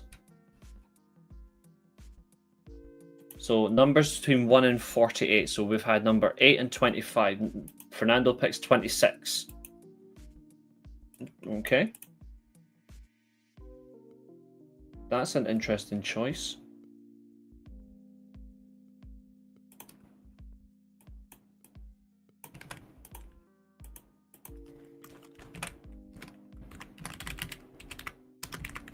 If we get a short match picked, then we'll get to do another one.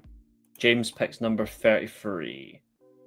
27, 28, 29, 30, 31, 32, 33. Oh, James, I like this one.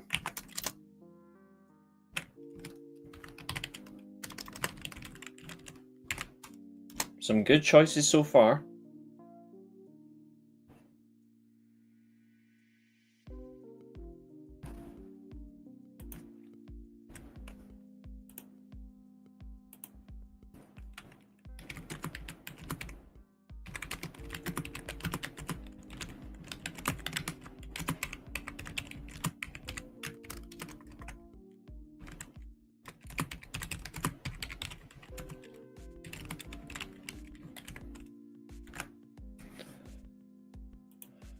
To be honest, when it comes to wrestling in general, for me, it's about the creative ability to have incredible matches using your body and skill, but also your awareness and your timing.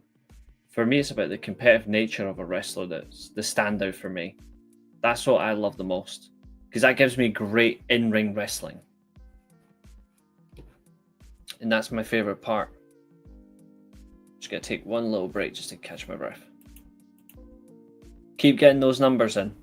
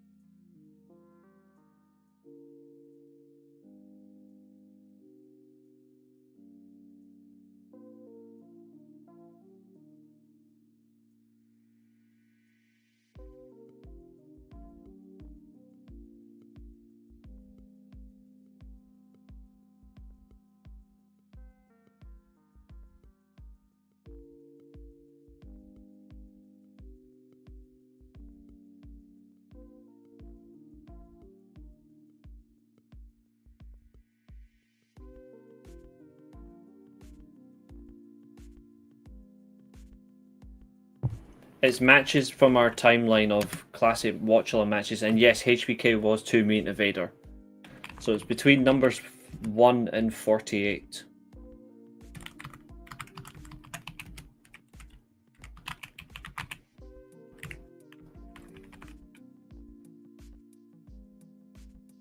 HBK was afraid of Vader, that's why Psycho Sid won the championship. It was meant to be Vader.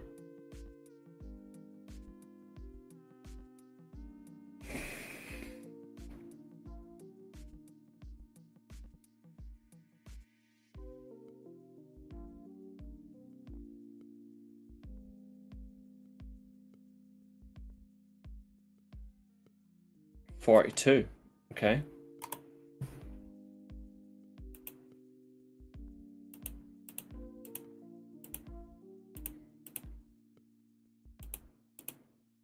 Ooh.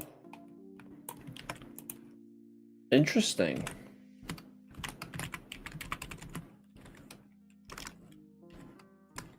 Right, we'll wait and see if Chester drops a number. Because Chester hasn't yet.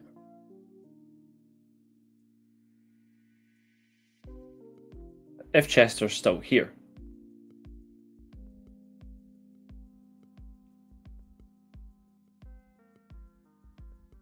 You guys know the score, obviously. We'll bring the match up, but then you guys will obviously have to watch with me, but we'll do the discussion. And depending on match length, if we're able to have more than one match, we will. But we'll see if Chester does a match first, if he predicts one. If not, then we'll move on. Chester's got a minute.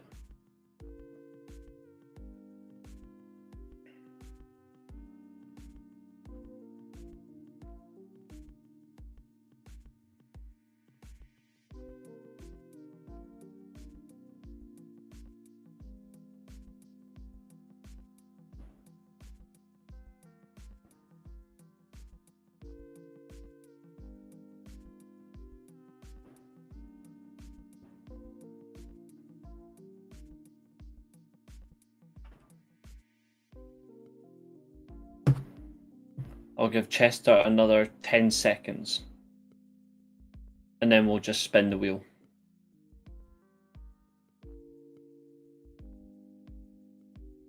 Four, 3, 2, 1. Right, let's have a look at what you guys have selected. Again, this was chosen at random, so no complaining. So, on screen, so Maria chose Bull Nakano versus Alundra Blaze. Catherine selected Rock versus Hogan at Mania 18. Fernando chose Sting versus Hogan at Starrcade. James selected Raven versus Jeff Hardy at the original Lockdown for Six Sides of Steel. And then Roy Sheen chose Brett versus Owen at WrestleMania 10.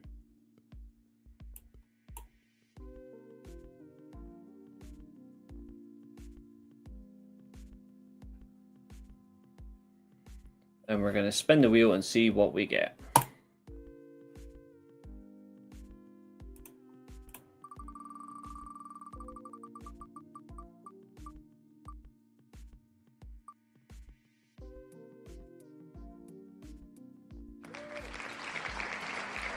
Okay.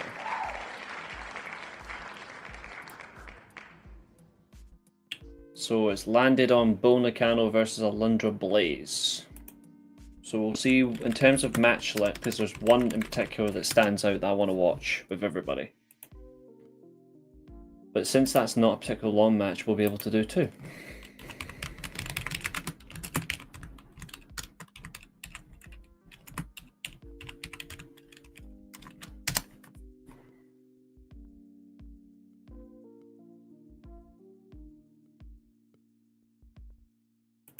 There we go. This one here is a good old 25 minutes. And this is from the Tokyo Dome. Alundra Blaze defends the title against Nakano. So we'll do that one, and then we will do another match. Let's find out.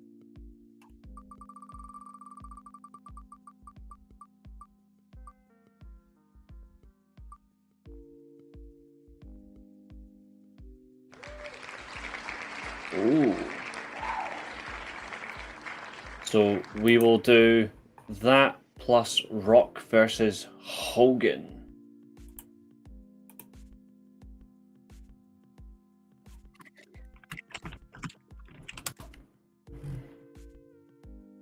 No, I don't want the No Way Out match.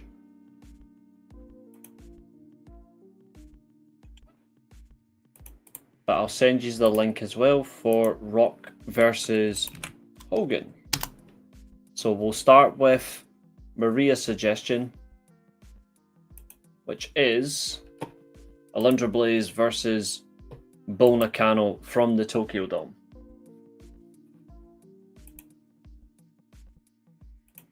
Okay. And this, for 1994, this match is brilliant. It does have a little bit of Japanese commentary, but it's seriously good shit. Because obviously it's done in Tokyo. She's my favorite women's wrestler of all time. No, I have obviously favorites of the modern era.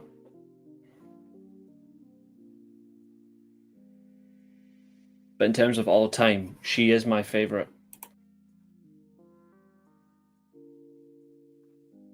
There's Alundra Blaze in all white being interviewed.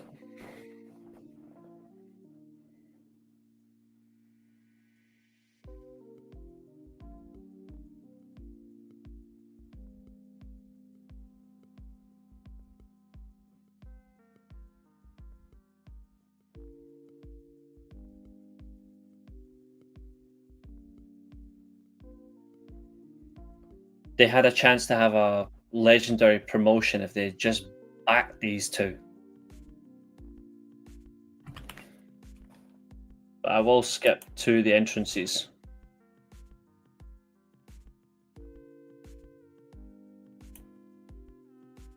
The Tokyo Dome for 1994 was so cool.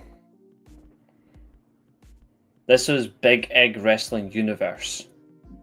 But there is the Bull with the spiky orange hair. Although for me, Bull Nakano with the blue hair was terrifying. Like, legit. This woman is, in my opinion, the most powerful women's wrestler of all time. Awesome Kong second.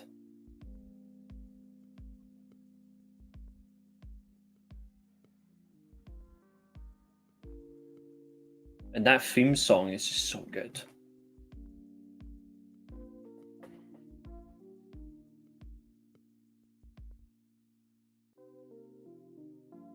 The long walk to the Tokyo Dome as it was.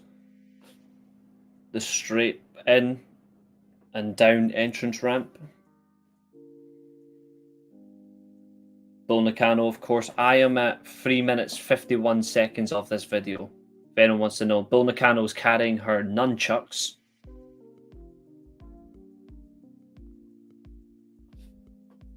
This woman had pace, power, dominance of her look. She had it all. She had it all.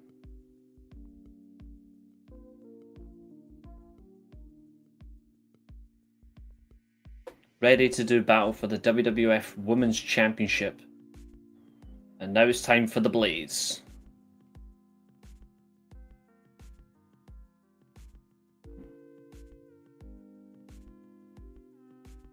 Alundra Blaze with fire in her entrance.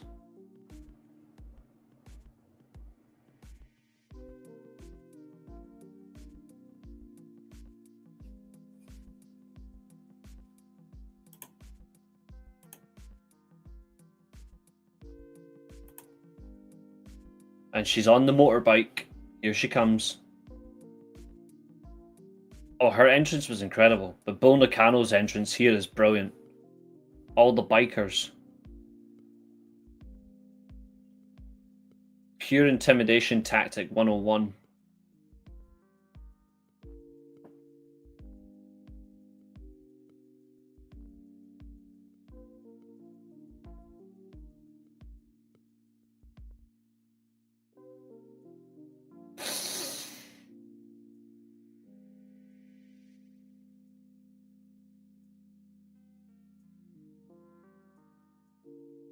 Just look at this entrance for the champion.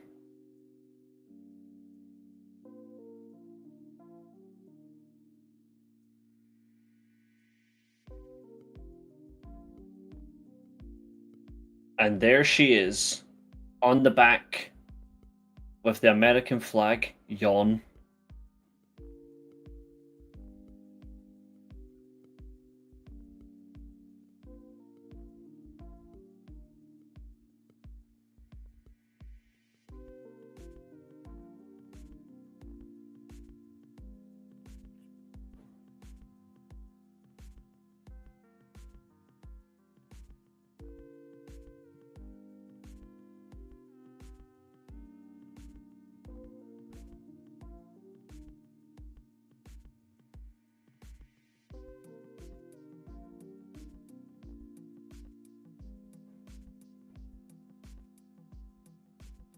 James.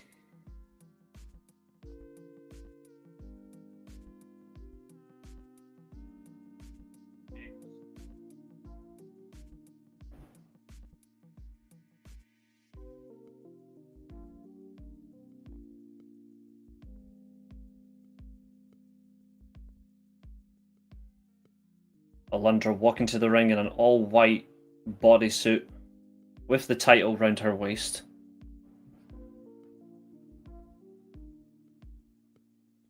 Yeah.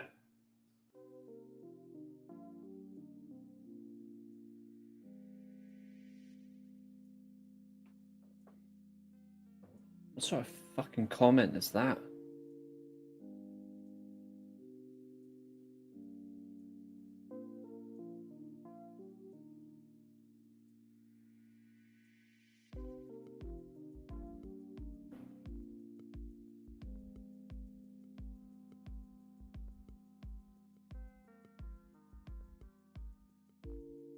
Someone get rid of it. Now.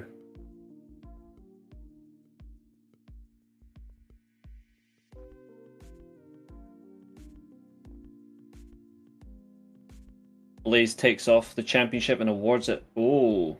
Instead of awarding it to the referee, she's holding it upwards. I've not watched this match in a long time. Nakano, stoic, powerful.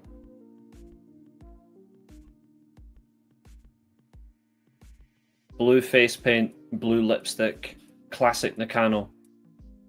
Someone deal with that now. I'm not having that in here. Someone deal with it now. You know what I'm talking about, you can see it on my screen. Deal with it, please.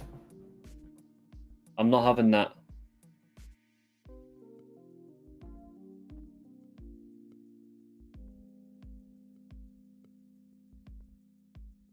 Nakano, a natural fan favourite in her home country.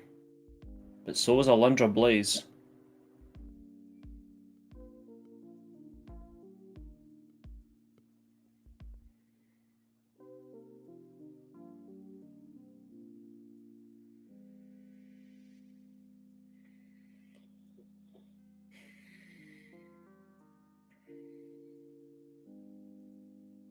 Yeah, you need to hit the... You need to change the... So click on the settings icon, change chat filter to all messages.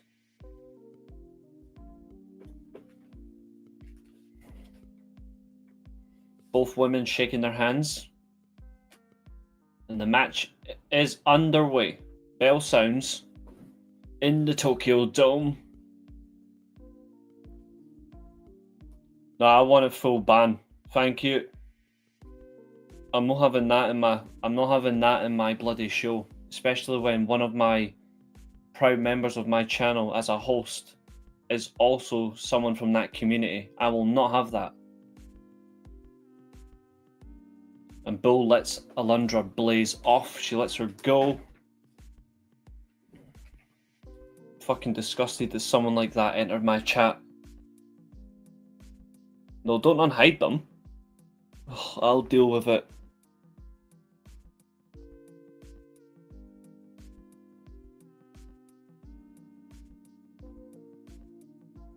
I'm not having shit like that in my chat.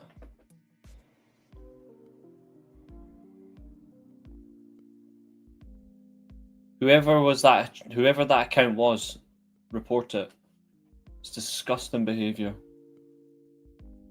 Anyway, Nakano, one hand by the hair, throwing Alundra Blaze. That's power. Double-handed choke. Lifting Blaze off the mat. Blaze is one of the few that originally wore kick pads as well. Yep, she did, and there's a big leg drop from Nakano, one of her signature moves. But only a 1 count. Too early, of course. Irish whip done properly. Clothesline. Decks the champ. A variation of a pinfall. Good man. Look at this elevation of a single-legged Boston Crab. See, Bull Nakano was ahead of her time when it came to innovation of moves. So good.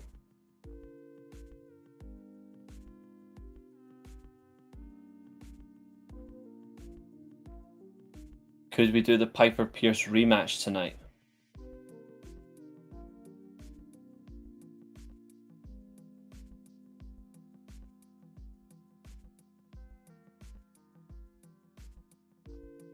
We'll do it tomorrow.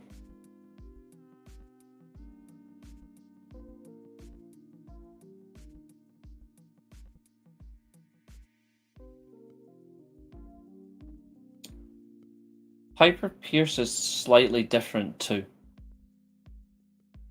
Chin lock from Nakano with a Alundra Blaze trapped between the middle ropes.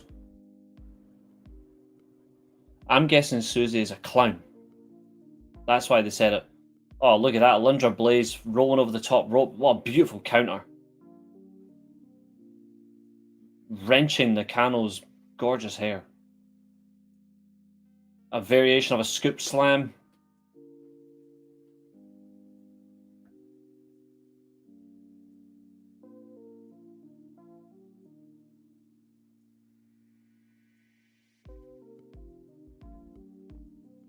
Two-0 Dortmund and Barcelona are losing.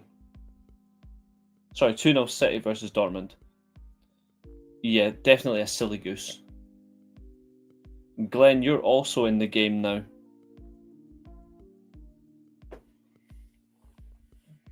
Nakano standing above the champion as she gets tossed into the ring post.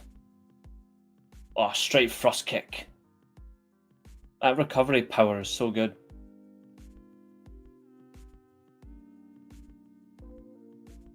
Headlock takeover into a chin lock. I reckon these two would give anybody a run for their money. You will be in some of her matches accompanying her, yes, but you've got a mission of your own. Mat slam from Nakano. Cheers, boys and ladies, of course. We're almost at 2 hours in this stream. Thank you, everybody. Beautiful suplex. Even Catherine wouldn't hate that.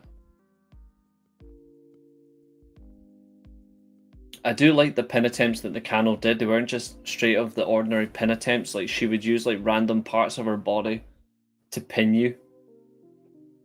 Like, it's extraordinary stuff. Piper Pierce had a full outfit remake, as has her former partner Romy Rage. My mission is to body slam Yokozuna. We could put you in a match with Yoko, I suppose.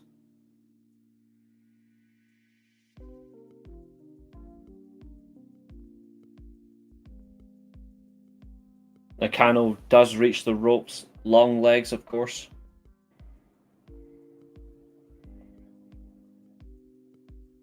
Another scoop slam. Oh, look at that. Sleeper slam from the champ. And a second one. And there's number 3. How are Barcelona losing to Bruges? Because they're just dreadful. Bruges are good in Europe.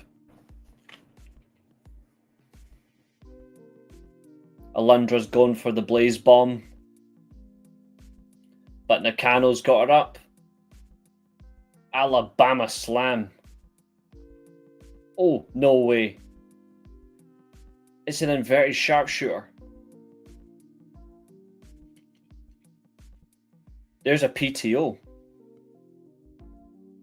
So Soraya stole from Bull Nakano. I love it.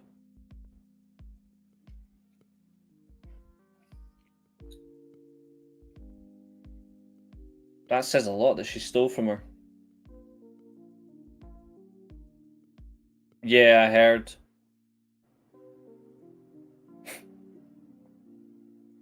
Virial, typical embarrassment. Bull Nakano using the ropes as pressure for an illegal sleeper hold. And there's a bulldog.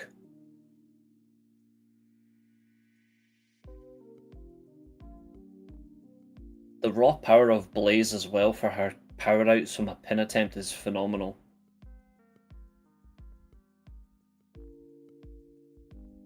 Rope assisted.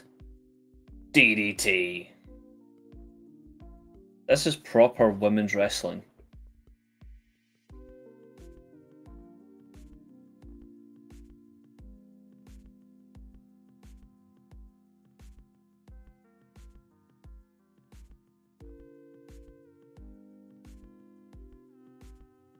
Yeah, Inter just scored, yeah. I tell you what, whilst this match is going, I'll show you what the new Piper Pierce looks like for you, Glenn.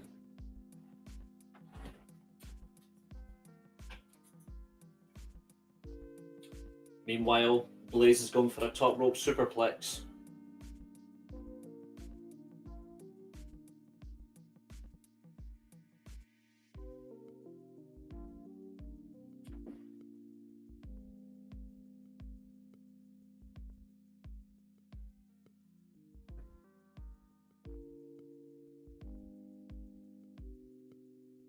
Yeah, this is the match I would have 10 times over. Oh, there's a misstep.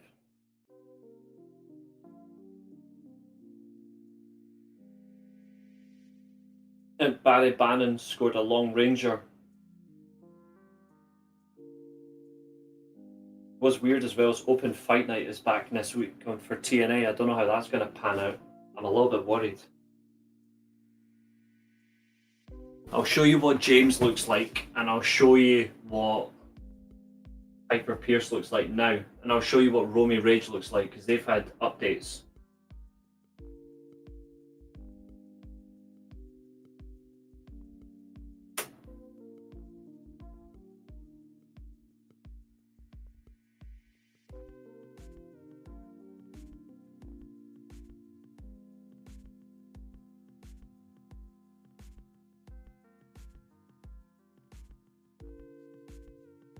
And Nakano wins the title.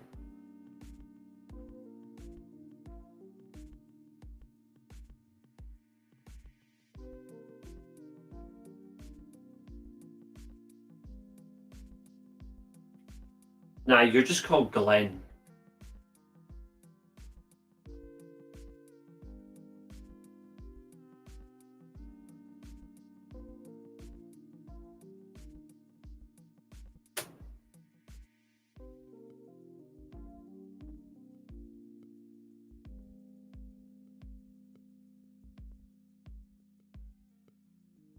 No, you're just called Glenn.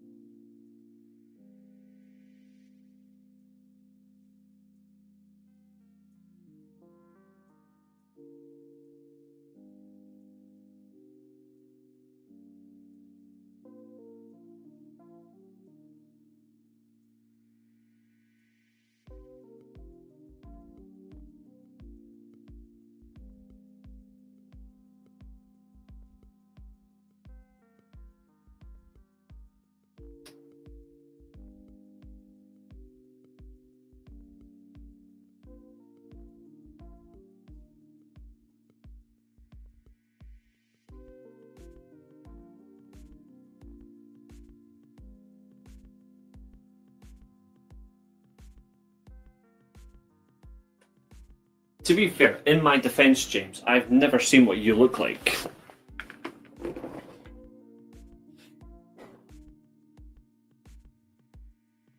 Yes, Chester, you're on it. You're just built like a brick on it.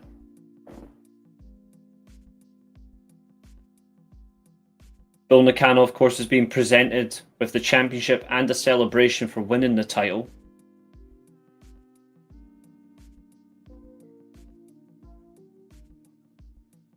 Ignore that two of me. Plus, I gave you cool looks. You can't really argue with me on that, can you? There's a check for Bill Nakano. Probably the most money you're ever going to win in a single match. So that's the end of that. So up next is going to be Hogan versus Rock.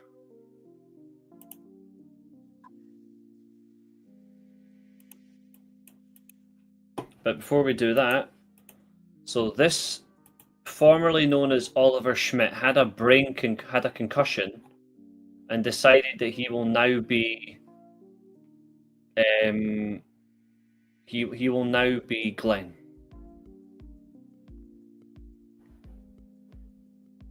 It's not uploaded these for some reason. Why?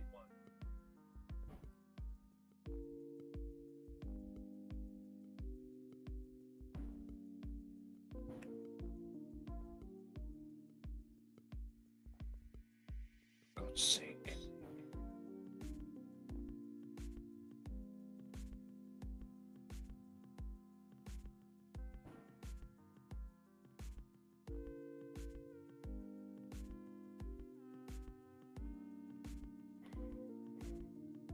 Yeah, so Rock versus Hogan next.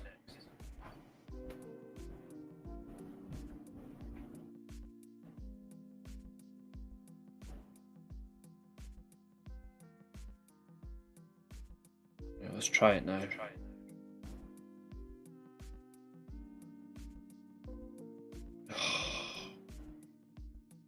Don't know why it's not working. Hold on. I'll let the Hogan Rock video package play out whilst I'm trying to sort this one. Hold on.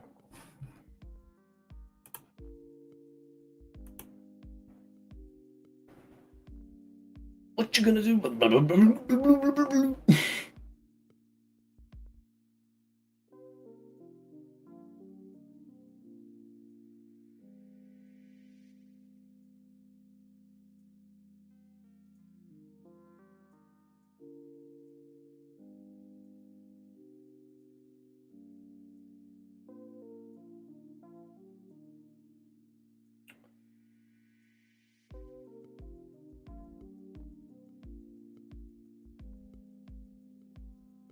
I'll do it this way. Hold on.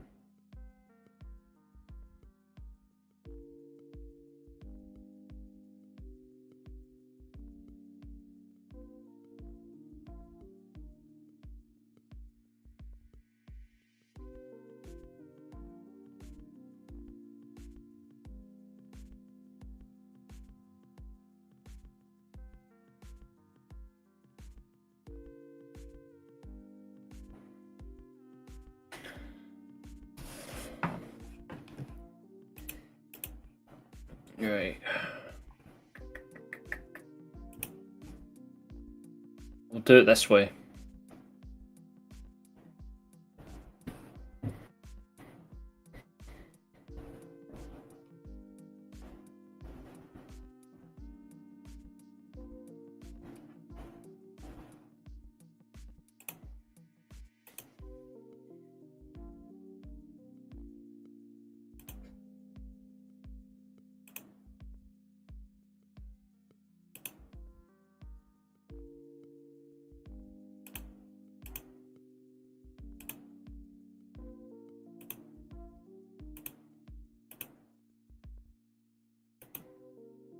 Right.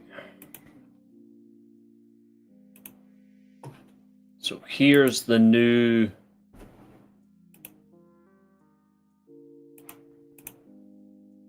So this is the new Piper Pierce for Glenn to see.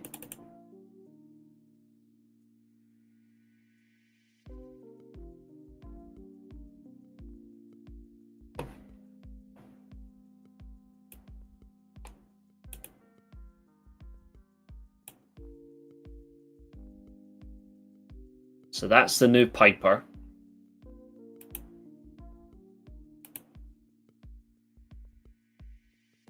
This is the new Romy Rage. The Piper's now a full-fledged singles talent. As you can see, Romy Rage has had a bit of work done. She now wears velour clothing. Taker's, sorry, not Taker. Hogan's now making his entrance for me. The Taker shirt is now gone from Piper and Romy. They've abandoned the Taker gear. It's the same blue for the clothing, but I've made it velour, so it makes it darker. And the final one...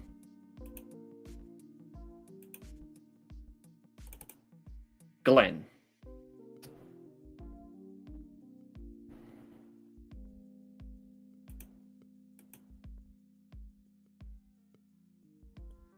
The pink and black of Oliver Schmidt is gone. He had a concussion, lost his memory, and he became Glenn.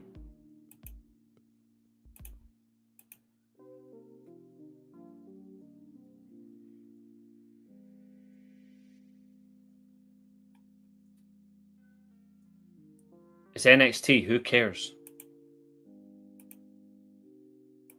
All I saw was one thing, and that was Kalani Jordan's promo, and she sucks. What can I say, Glenn? I'm rather talented. NXT is for people that don't like wrestling. Anyway, coming to the ring, of course, is Hogan.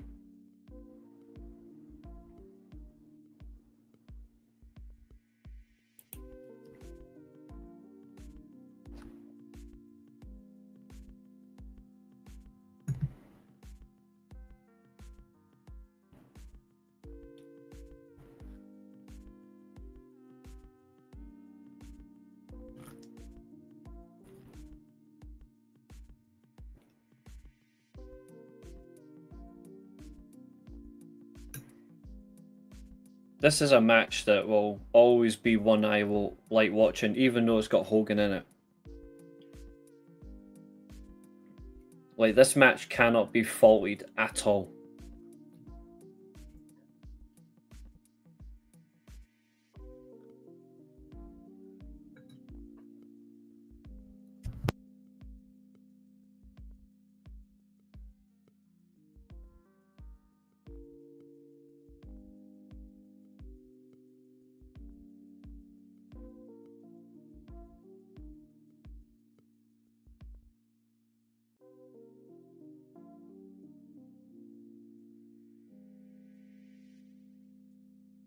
From Miami, Florida, weighing 275 pounds, The Rock.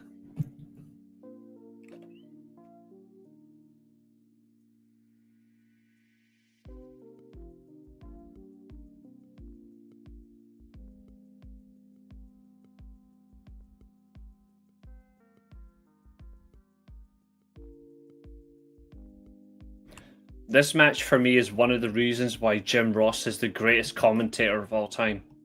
Like, this match in general, how he calls this match is incredible.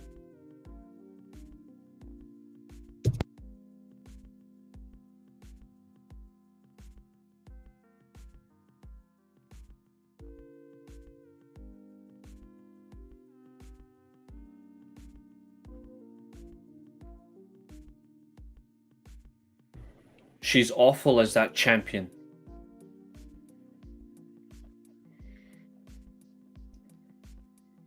One, two, it doesn't matter if The Rock counts to 3.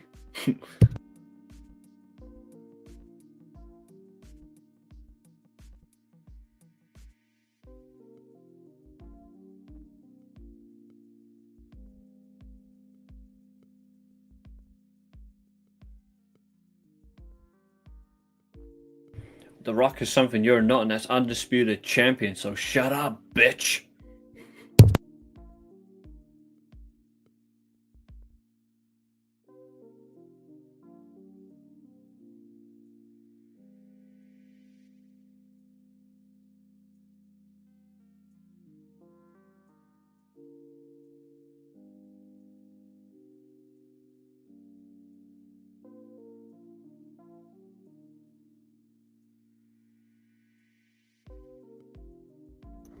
No one likes her. No one wants her in wrestling.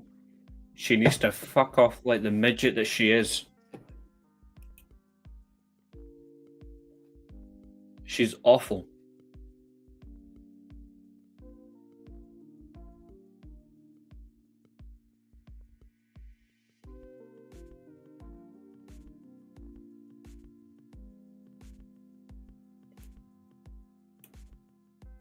Referee Mike Chioda for this match.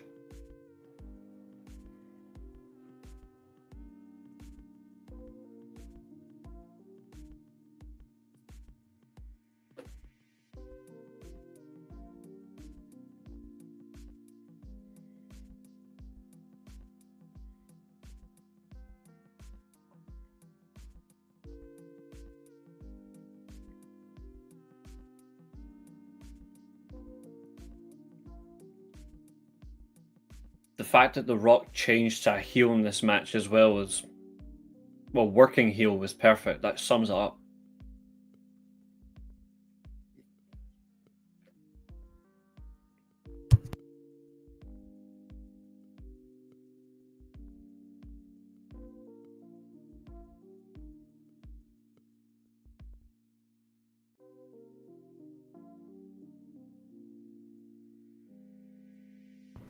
The bell sounds, and we have a collar and elbow tie-up.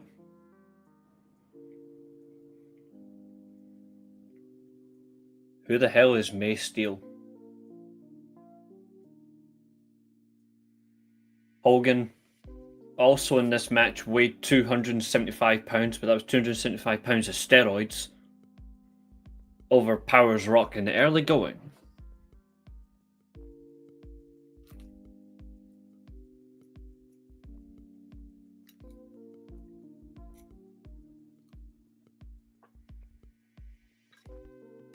Again, collar and elbow tie up into a headlock. Standard wrestling procedure.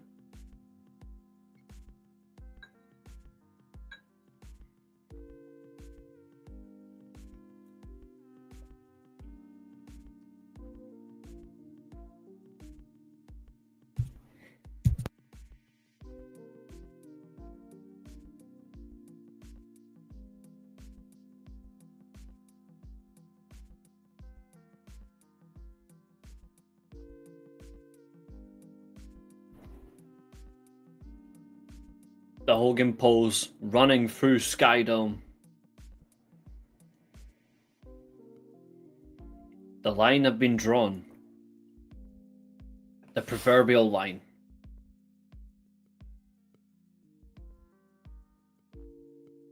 The power of the people versus the power of the Hulkamaniacs, or as I call them, the power of the screw-ups.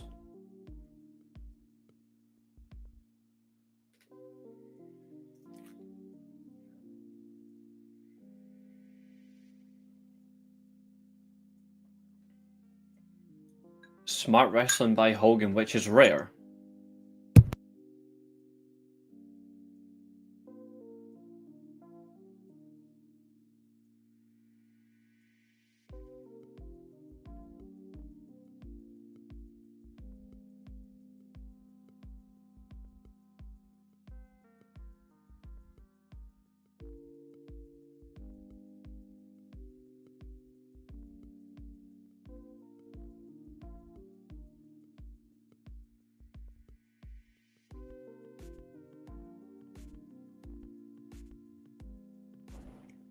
Rock with a flying clothesline, now doing the just bring it taunt on Hogan.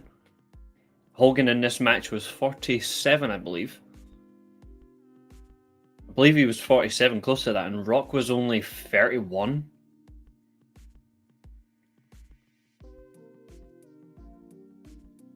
Absolutely, Maria, spot on.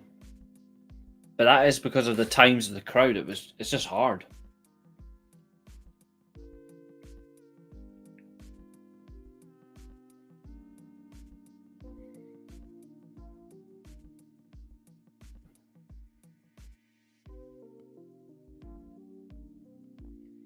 Mercedes Moné will battle APAC Women's Wrestling Champion for Phoenix Nord Diana at House of Glory Super Clash on Saturday, November 15th. So APAC Wrestling Women's Championship. So Mercedes Moné is going for another title. He looks 57 or more. Yeah. Even though he was 10 years younger.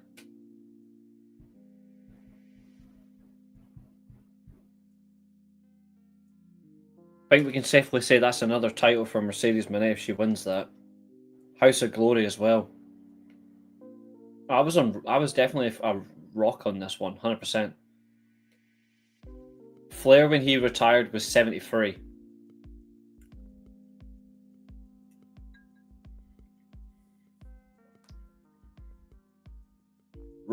coiled for the rock bottom. Went for it. Big elbow from Hulk. And a big right hand from the Clown.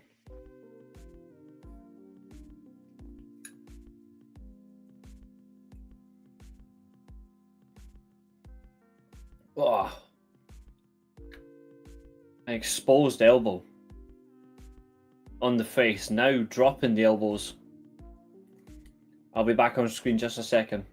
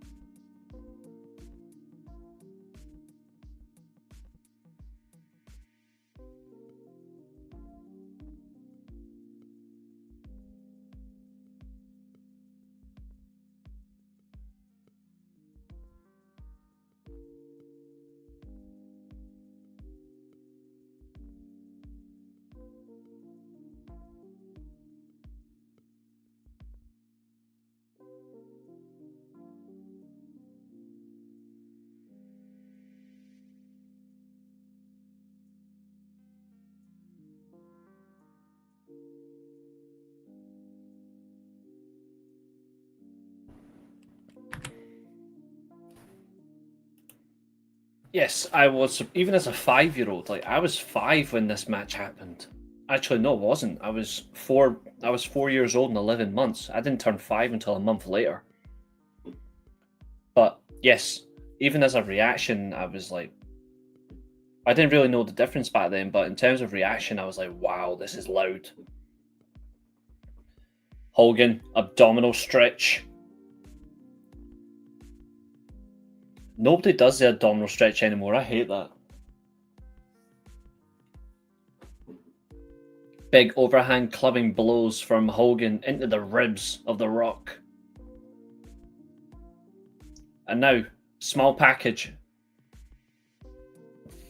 Only a 2 count, love it.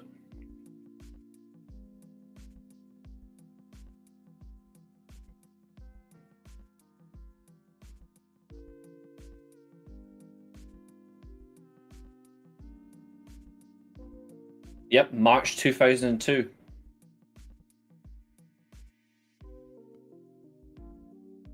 The back rake from Hogan.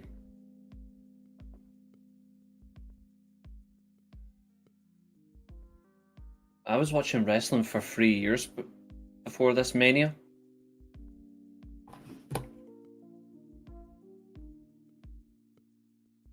Like, I watched wrestling every week with my gran and granddad and my mum.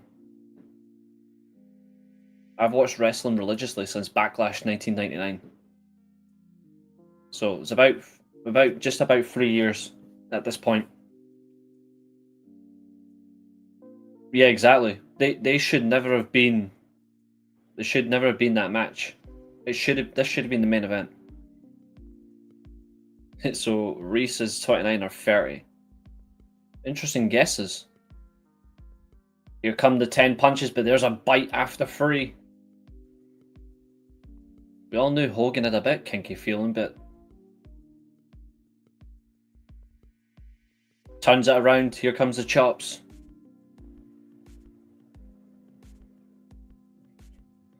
Yo, what's happening? When did you become a Bret Hart fan? Yeah, it was. I became a Bret fan about just afterwards. Bret had pretty much been retired, but I pretty much became a Bret fan after he retired. And I just went back. I got recommended a Bret match. Like I watched some of like his WCW run, but I didn't get to see an awful lot. That's because Drew McIntyre isn't big. No, I'm 28. I'm 28.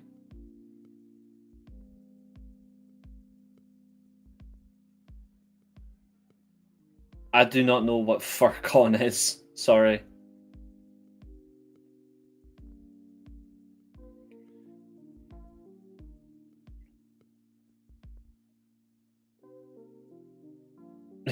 No, the first Bret match, I actually remember watching in WCW was Brett versus Sting at Halloween Havoc. And yeah, about the Bubba Ray comments, I saw that. Yeah.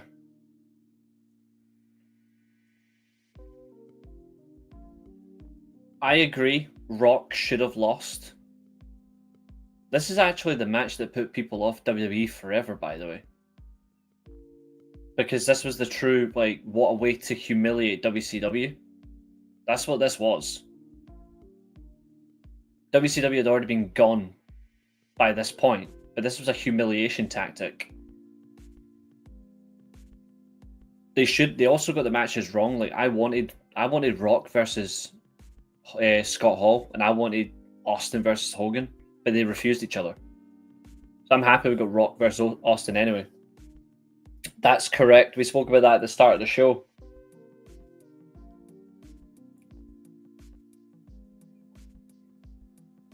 Rock, steel chair. And a big clothesline.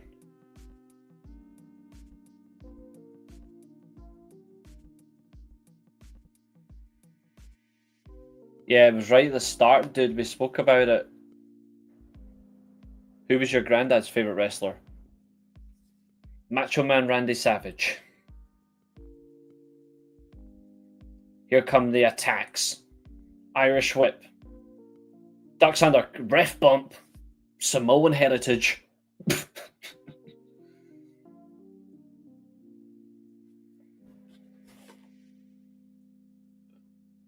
Yes, my gran was a huge fan of The Ultimate Warrior.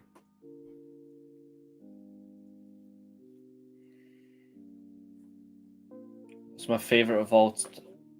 My favorite of all time is still Bret Hart. There's a spine buster from The Rock. Can't capitalize due to the exhaustion of Hogan bullying him for 10 minutes.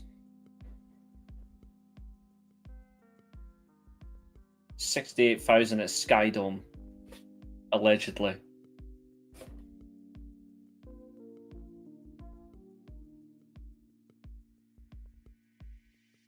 Oh, in Canada, an American dropping the sharpshooter.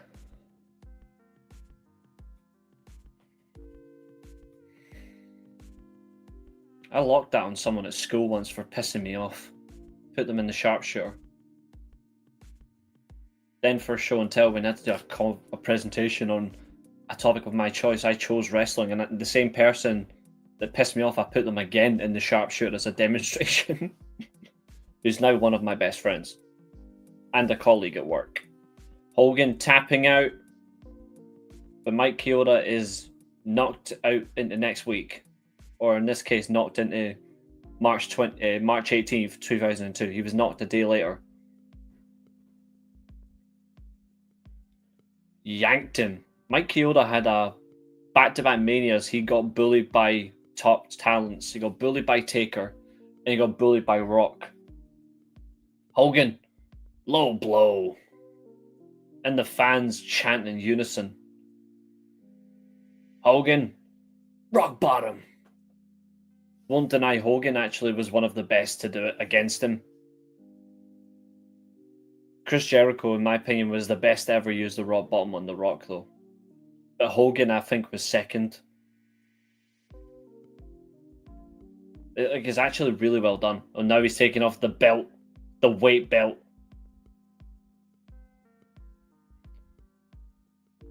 Ka-chang! Kerplunk! Government mule. Oh, shank the bastard. And he's wrapping it round him. Irish whip. He's going to punch him. Rock ducks. Kick. DDT. It's the timing and the precision of both men.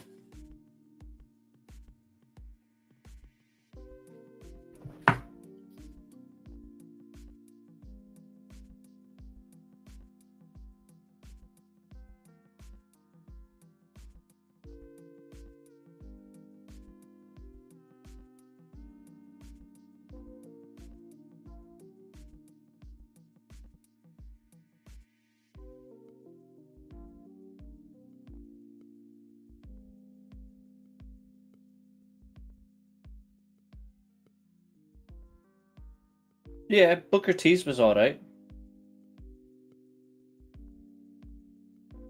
Third, I'd say third. You know what's even worse is Bully Ray's version of the Rock Bottom was mental. There's the Hulk cut from the Rock Bottom.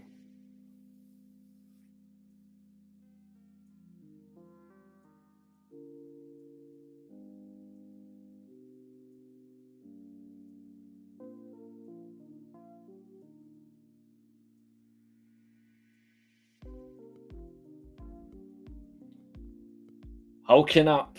Here we go. The third punch. Irish whip to the big boot.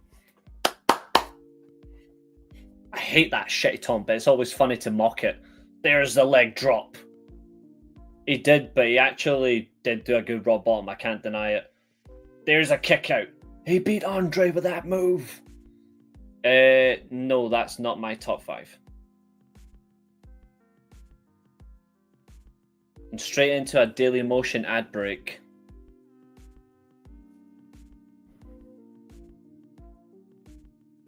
Going for a second leg drop. The build up once more. 1, 2, 3.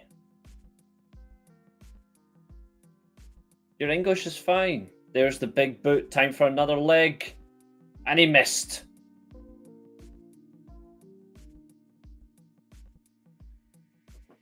Coiled, primed, ready for another.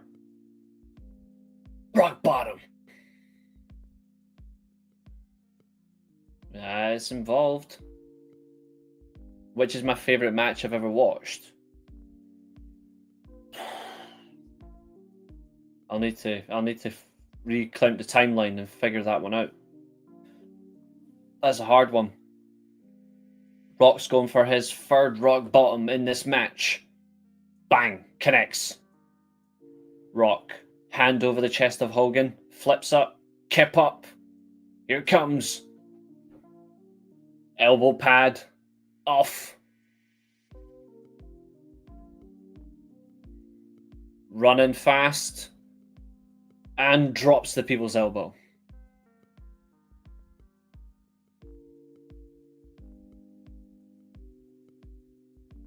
You will what now? No, you won't.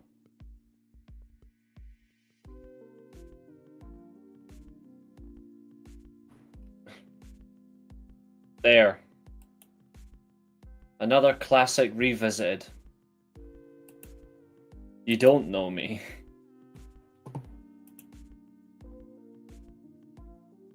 I don't even know what Furrycon is. I've never heard of it.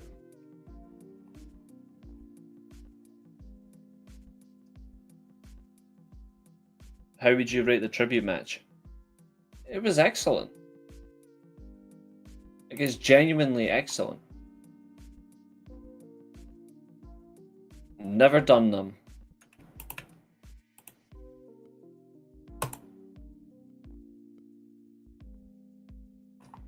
No idea who they are. I'm sorry, I've got no idea. My top 5 of all time, though, is subjective, but my favourite match of all time is a... Oh.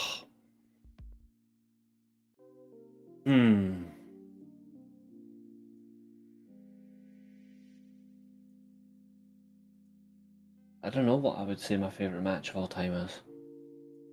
That includes America or Japan, even the UK. I actually don't know.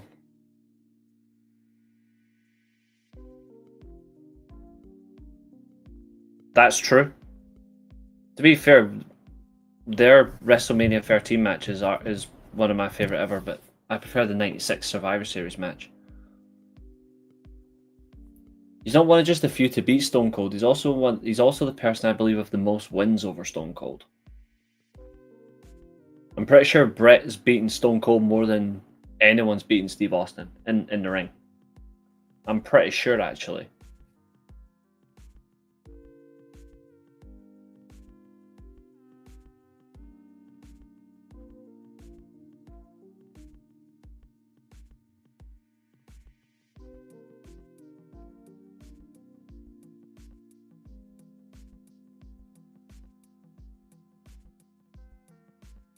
Mankind's not in my top 5. I like the Mountie, but the Mountie's not even in my top 15. My top 5 of all time is the same 5 that I pretty much mentioned earlier on. Anyway, let's get a song change.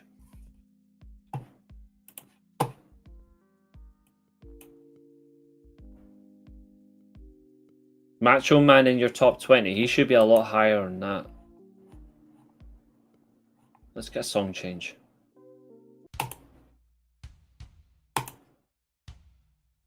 Honestly, my top 5 ever is... Oh, my head's splitting. Can't believe I'm back at work tomorrow. Alright, so Brett, Kurt, AJ, Omega, and Okada. That's my top 5.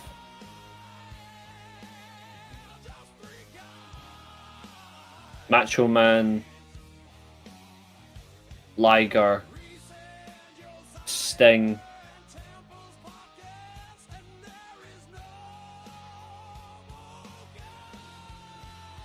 Shawn Michaels, Eddie Guerrero are in there as well. AJ Styles. I've got a top 10 for men, top 10 for women. I separate them both. I don't have them in same categories.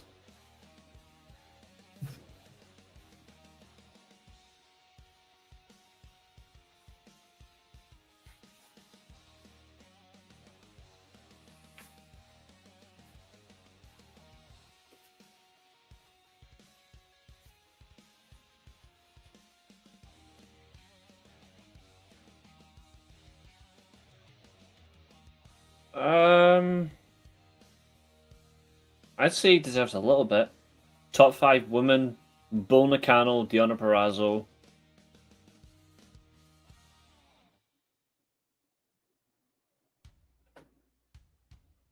Asuka,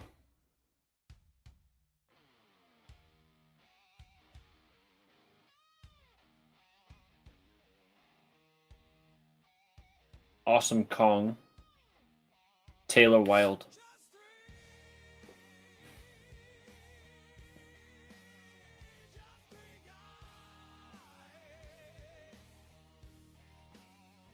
That's my top 5 women. Eva Green is one of my favorite actors, yes.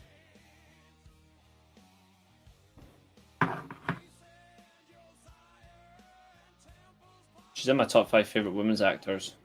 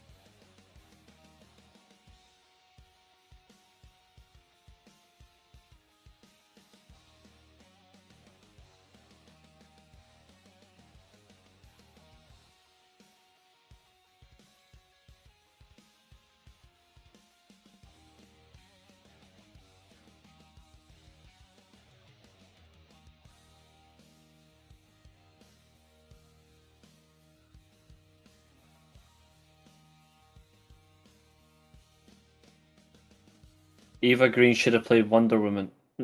No, not for me.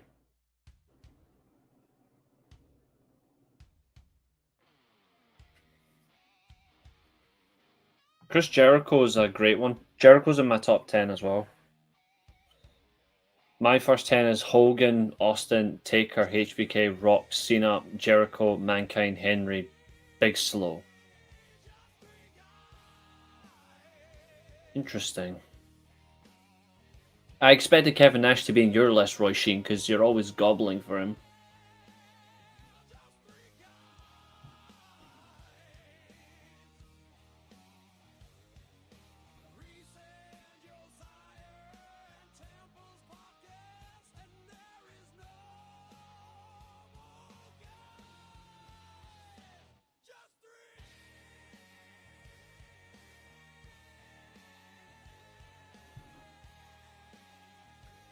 Yeah, that's what it is, Roy Sheen. Sure. We believe you.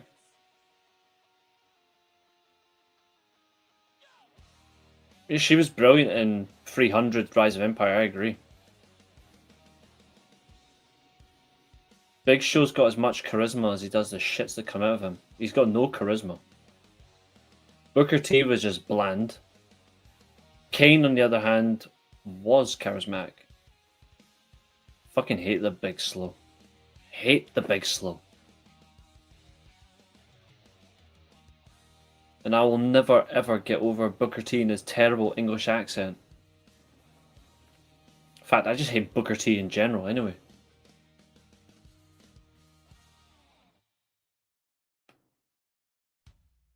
We're gonna go another 20 minutes. Did you like Disco Inferno? Nah. Boring. Untalented. Yeah, they were all crap. They were all terrible. I remember all of that and I hated it. Horrible, horrible shit. Even myself, I remember all of that and I didn't even find that funny. I found it lame. What was your opinion on Alex Wright? He was awesome.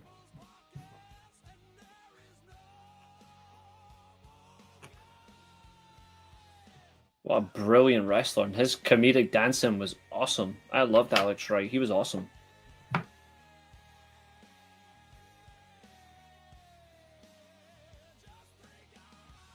Did you like the Sub-Zero rip-off Glacier? I did actually.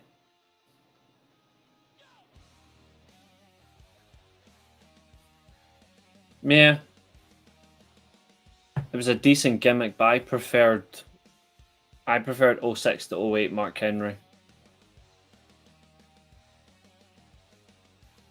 06 to 08 Mark Henry is his best run. Pure.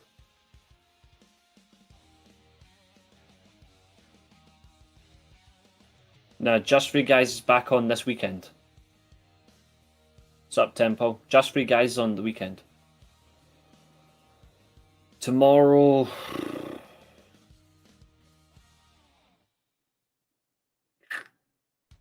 haven't decided yet.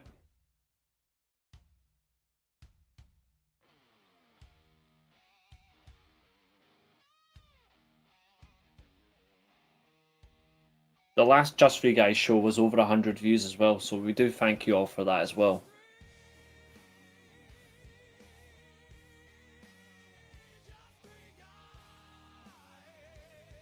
Maybe. I haven't decided yet.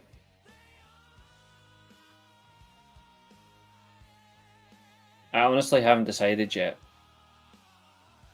The channel's 4-year anniversary is coming up as well. So I need to do something for that.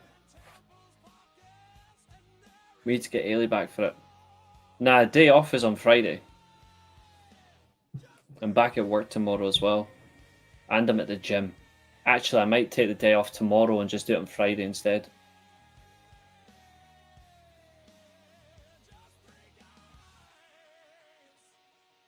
How come Cody Rhodes hasn't defended his title Stardust yet? Because he won't. He's not going to do it. Couple of weeks. Couple of weeks.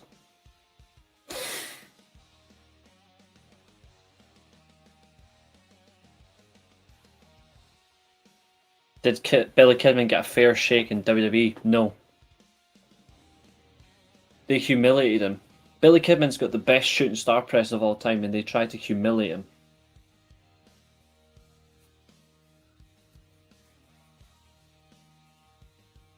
Like, I absolutely hated what they did with Billy Kidman.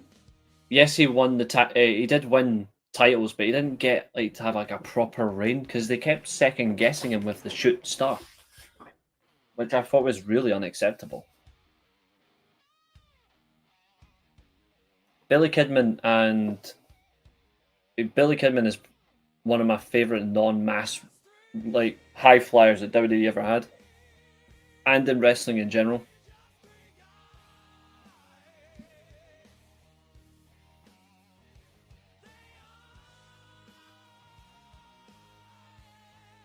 I like them. It's a good range of teams. I like them.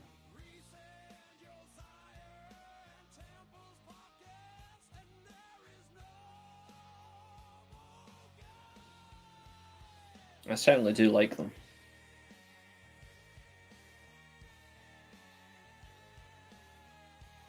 Billy Kidman is in my top 25, yes.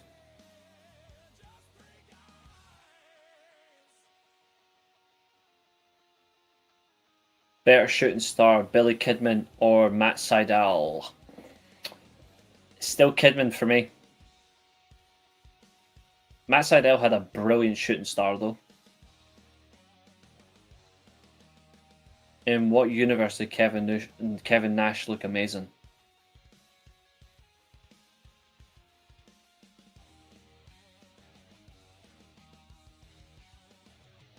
The only time Kevin Nash to me looked great was 1996. That was it.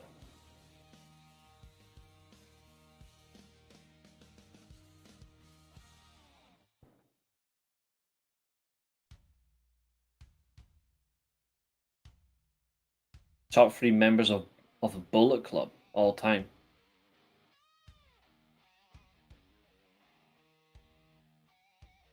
To be honest, it's AJ, Jay White, Kenny, Omega. AJ Styles, Kenny Omega, and Jay White are my top 3. Prince Devitt 4th, Carl Anderson 5th.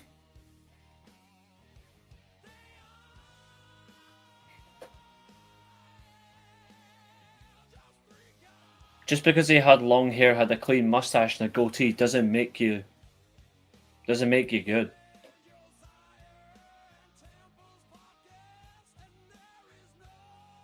He was still boring and dreadful.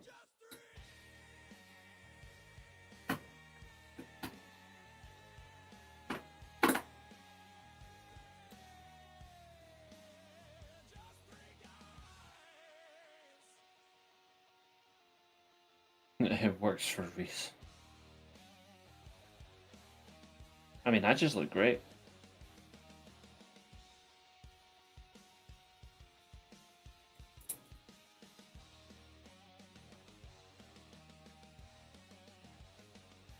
Cody is just awful in general. He's overrated.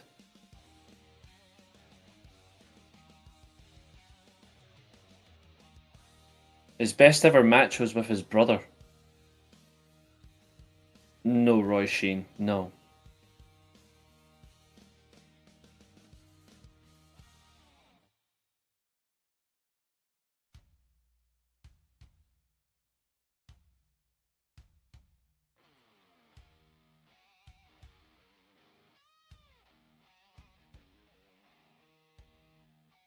I'm not going to comment on that.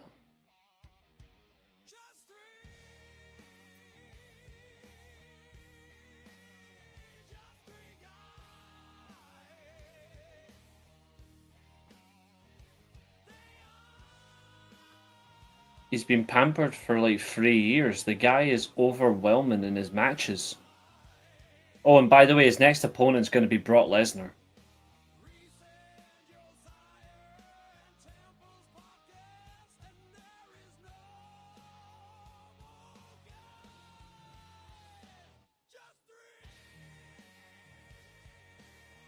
That didn't last long.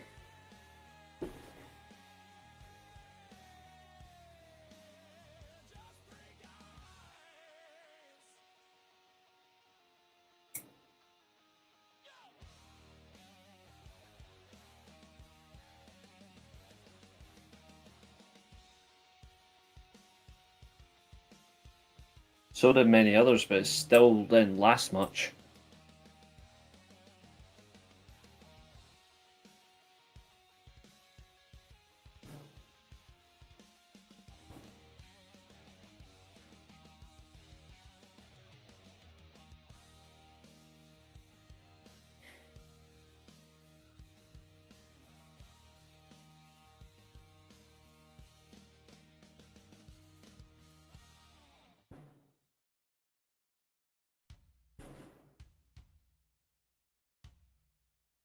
She'll just blow Diesel until the fuels ran out.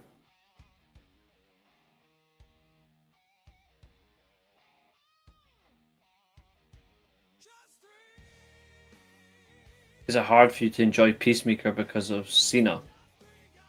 Not really. I did eventually start watching it again, and I don't mind it.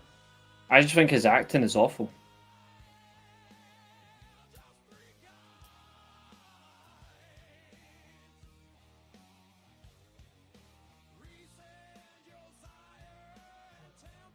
The only one there they dropped the ball on was Sean O'Hare. Mark Jindrak was crap, Chuck Palumbo was awful, and Roy Sheen, it is definitely you.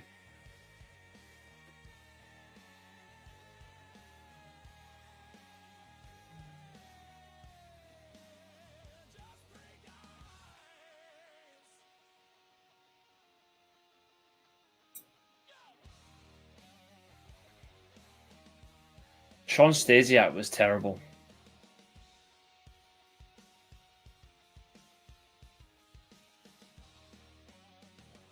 The fact that you said it multiple times.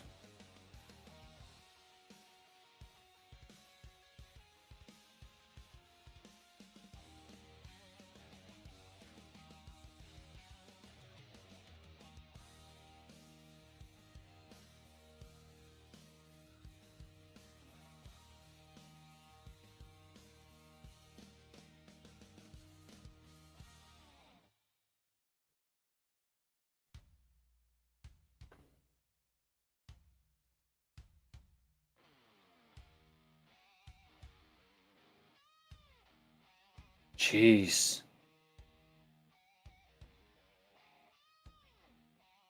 Well, I'm just kind of glad I can't hear any fireworks anymore.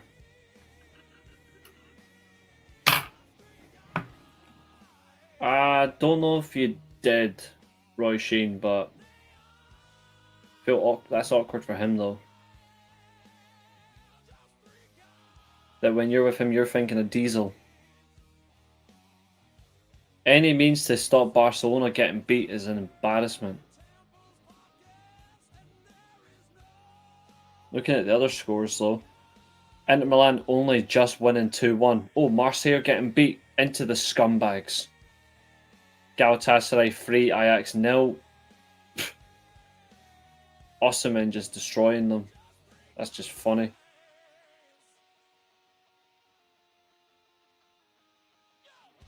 Yeah, no surprise, City won.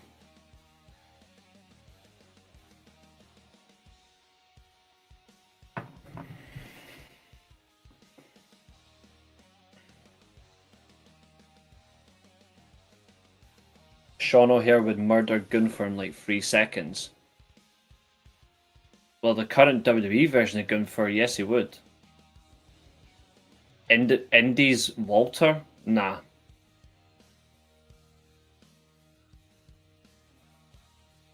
You put Walter from the Indies versus Sean O'Hare. Sean O'Hare gets his neck snapped. He would absolutely ruin him.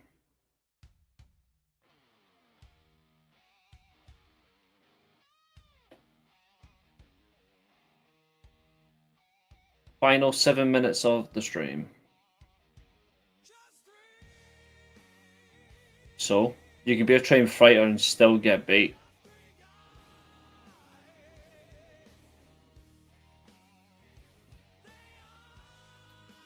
You can be a trained fighter and still get your ass handed to you, by the way.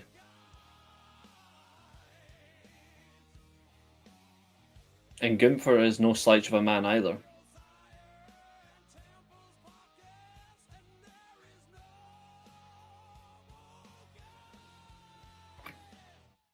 None.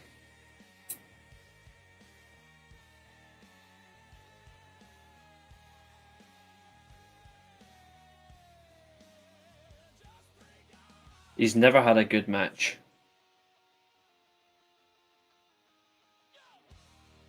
Every match I see of his I instantly dislike, no matter who's in the ring with. Tina, thanks for watching. You've been an absolute star as always. Look after yourselves and Adios, mis amigos.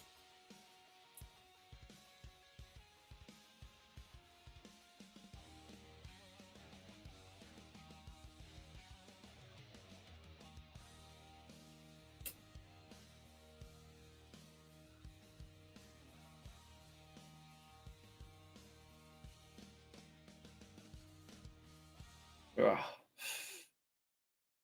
5 minutes remaining.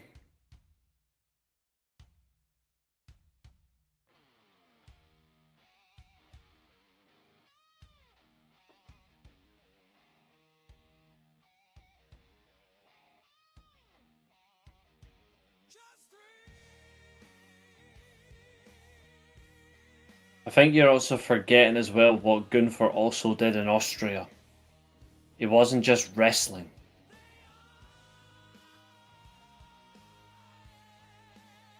I think you're forgetting. Sean O'Hare doesn't solo anybody on the current at all. He doesn't. You actually look at it from a factual perspective, it doesn't work.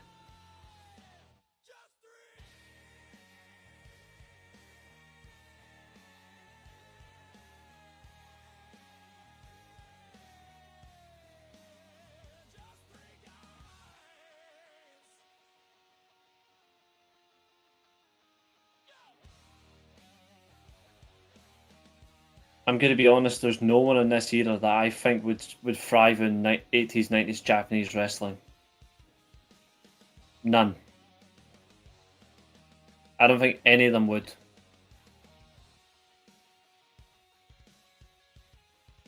He's about as legit as a gallstone.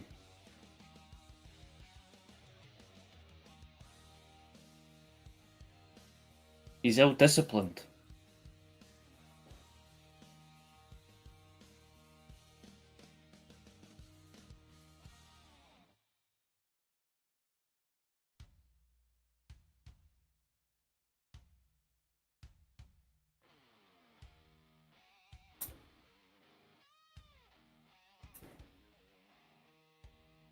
You talk about legit tough guys and who would actually stand out. Look at Daniel Puder. He stepped up to Kurt Angle, and what happened? Kurt ruined him. Just because you can be a legit tough guy doesn't mean you can't get put in your place.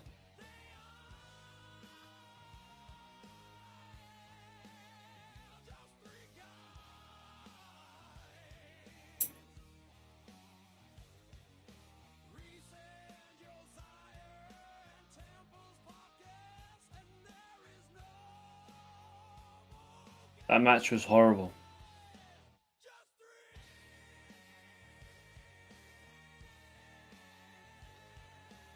My top 5 legit guys.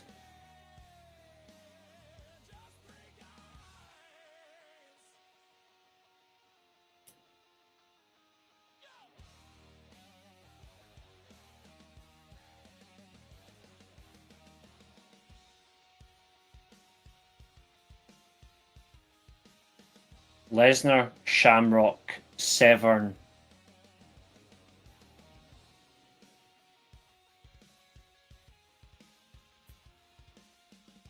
Bret Hart, and he is legit, and Steve Blackman.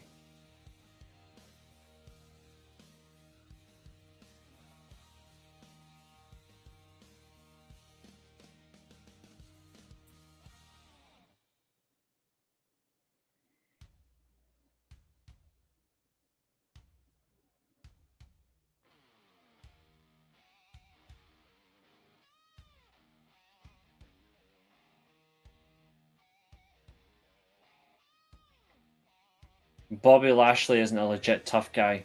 Booker T's more of a legit tough guy than Bobby Lashley. And I think Booker T's a weirdo.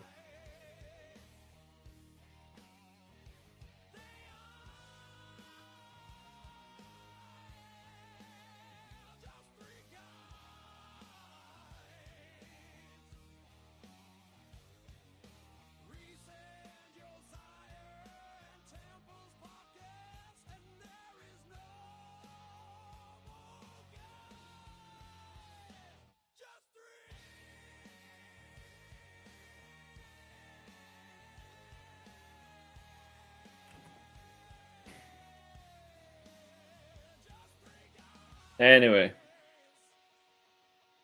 I am going to get out of here. So thanks everyone for watching. It's been a pleasure. I shall see you all. There's more to it than that. There's more to it than that than being a tough guy. That's why Stan Hansen is one of the toughest guys ever lived. Anyway, I'll see you all tomorrow. Thanks for watching and au revoir. And today, our time comes to an end. This has been another exciting stream. Thank you very much for watching. And also, remember, if you get cracked over the head with a steel chair, you're not going to get concussion. You're just going to come back here. Goodbye.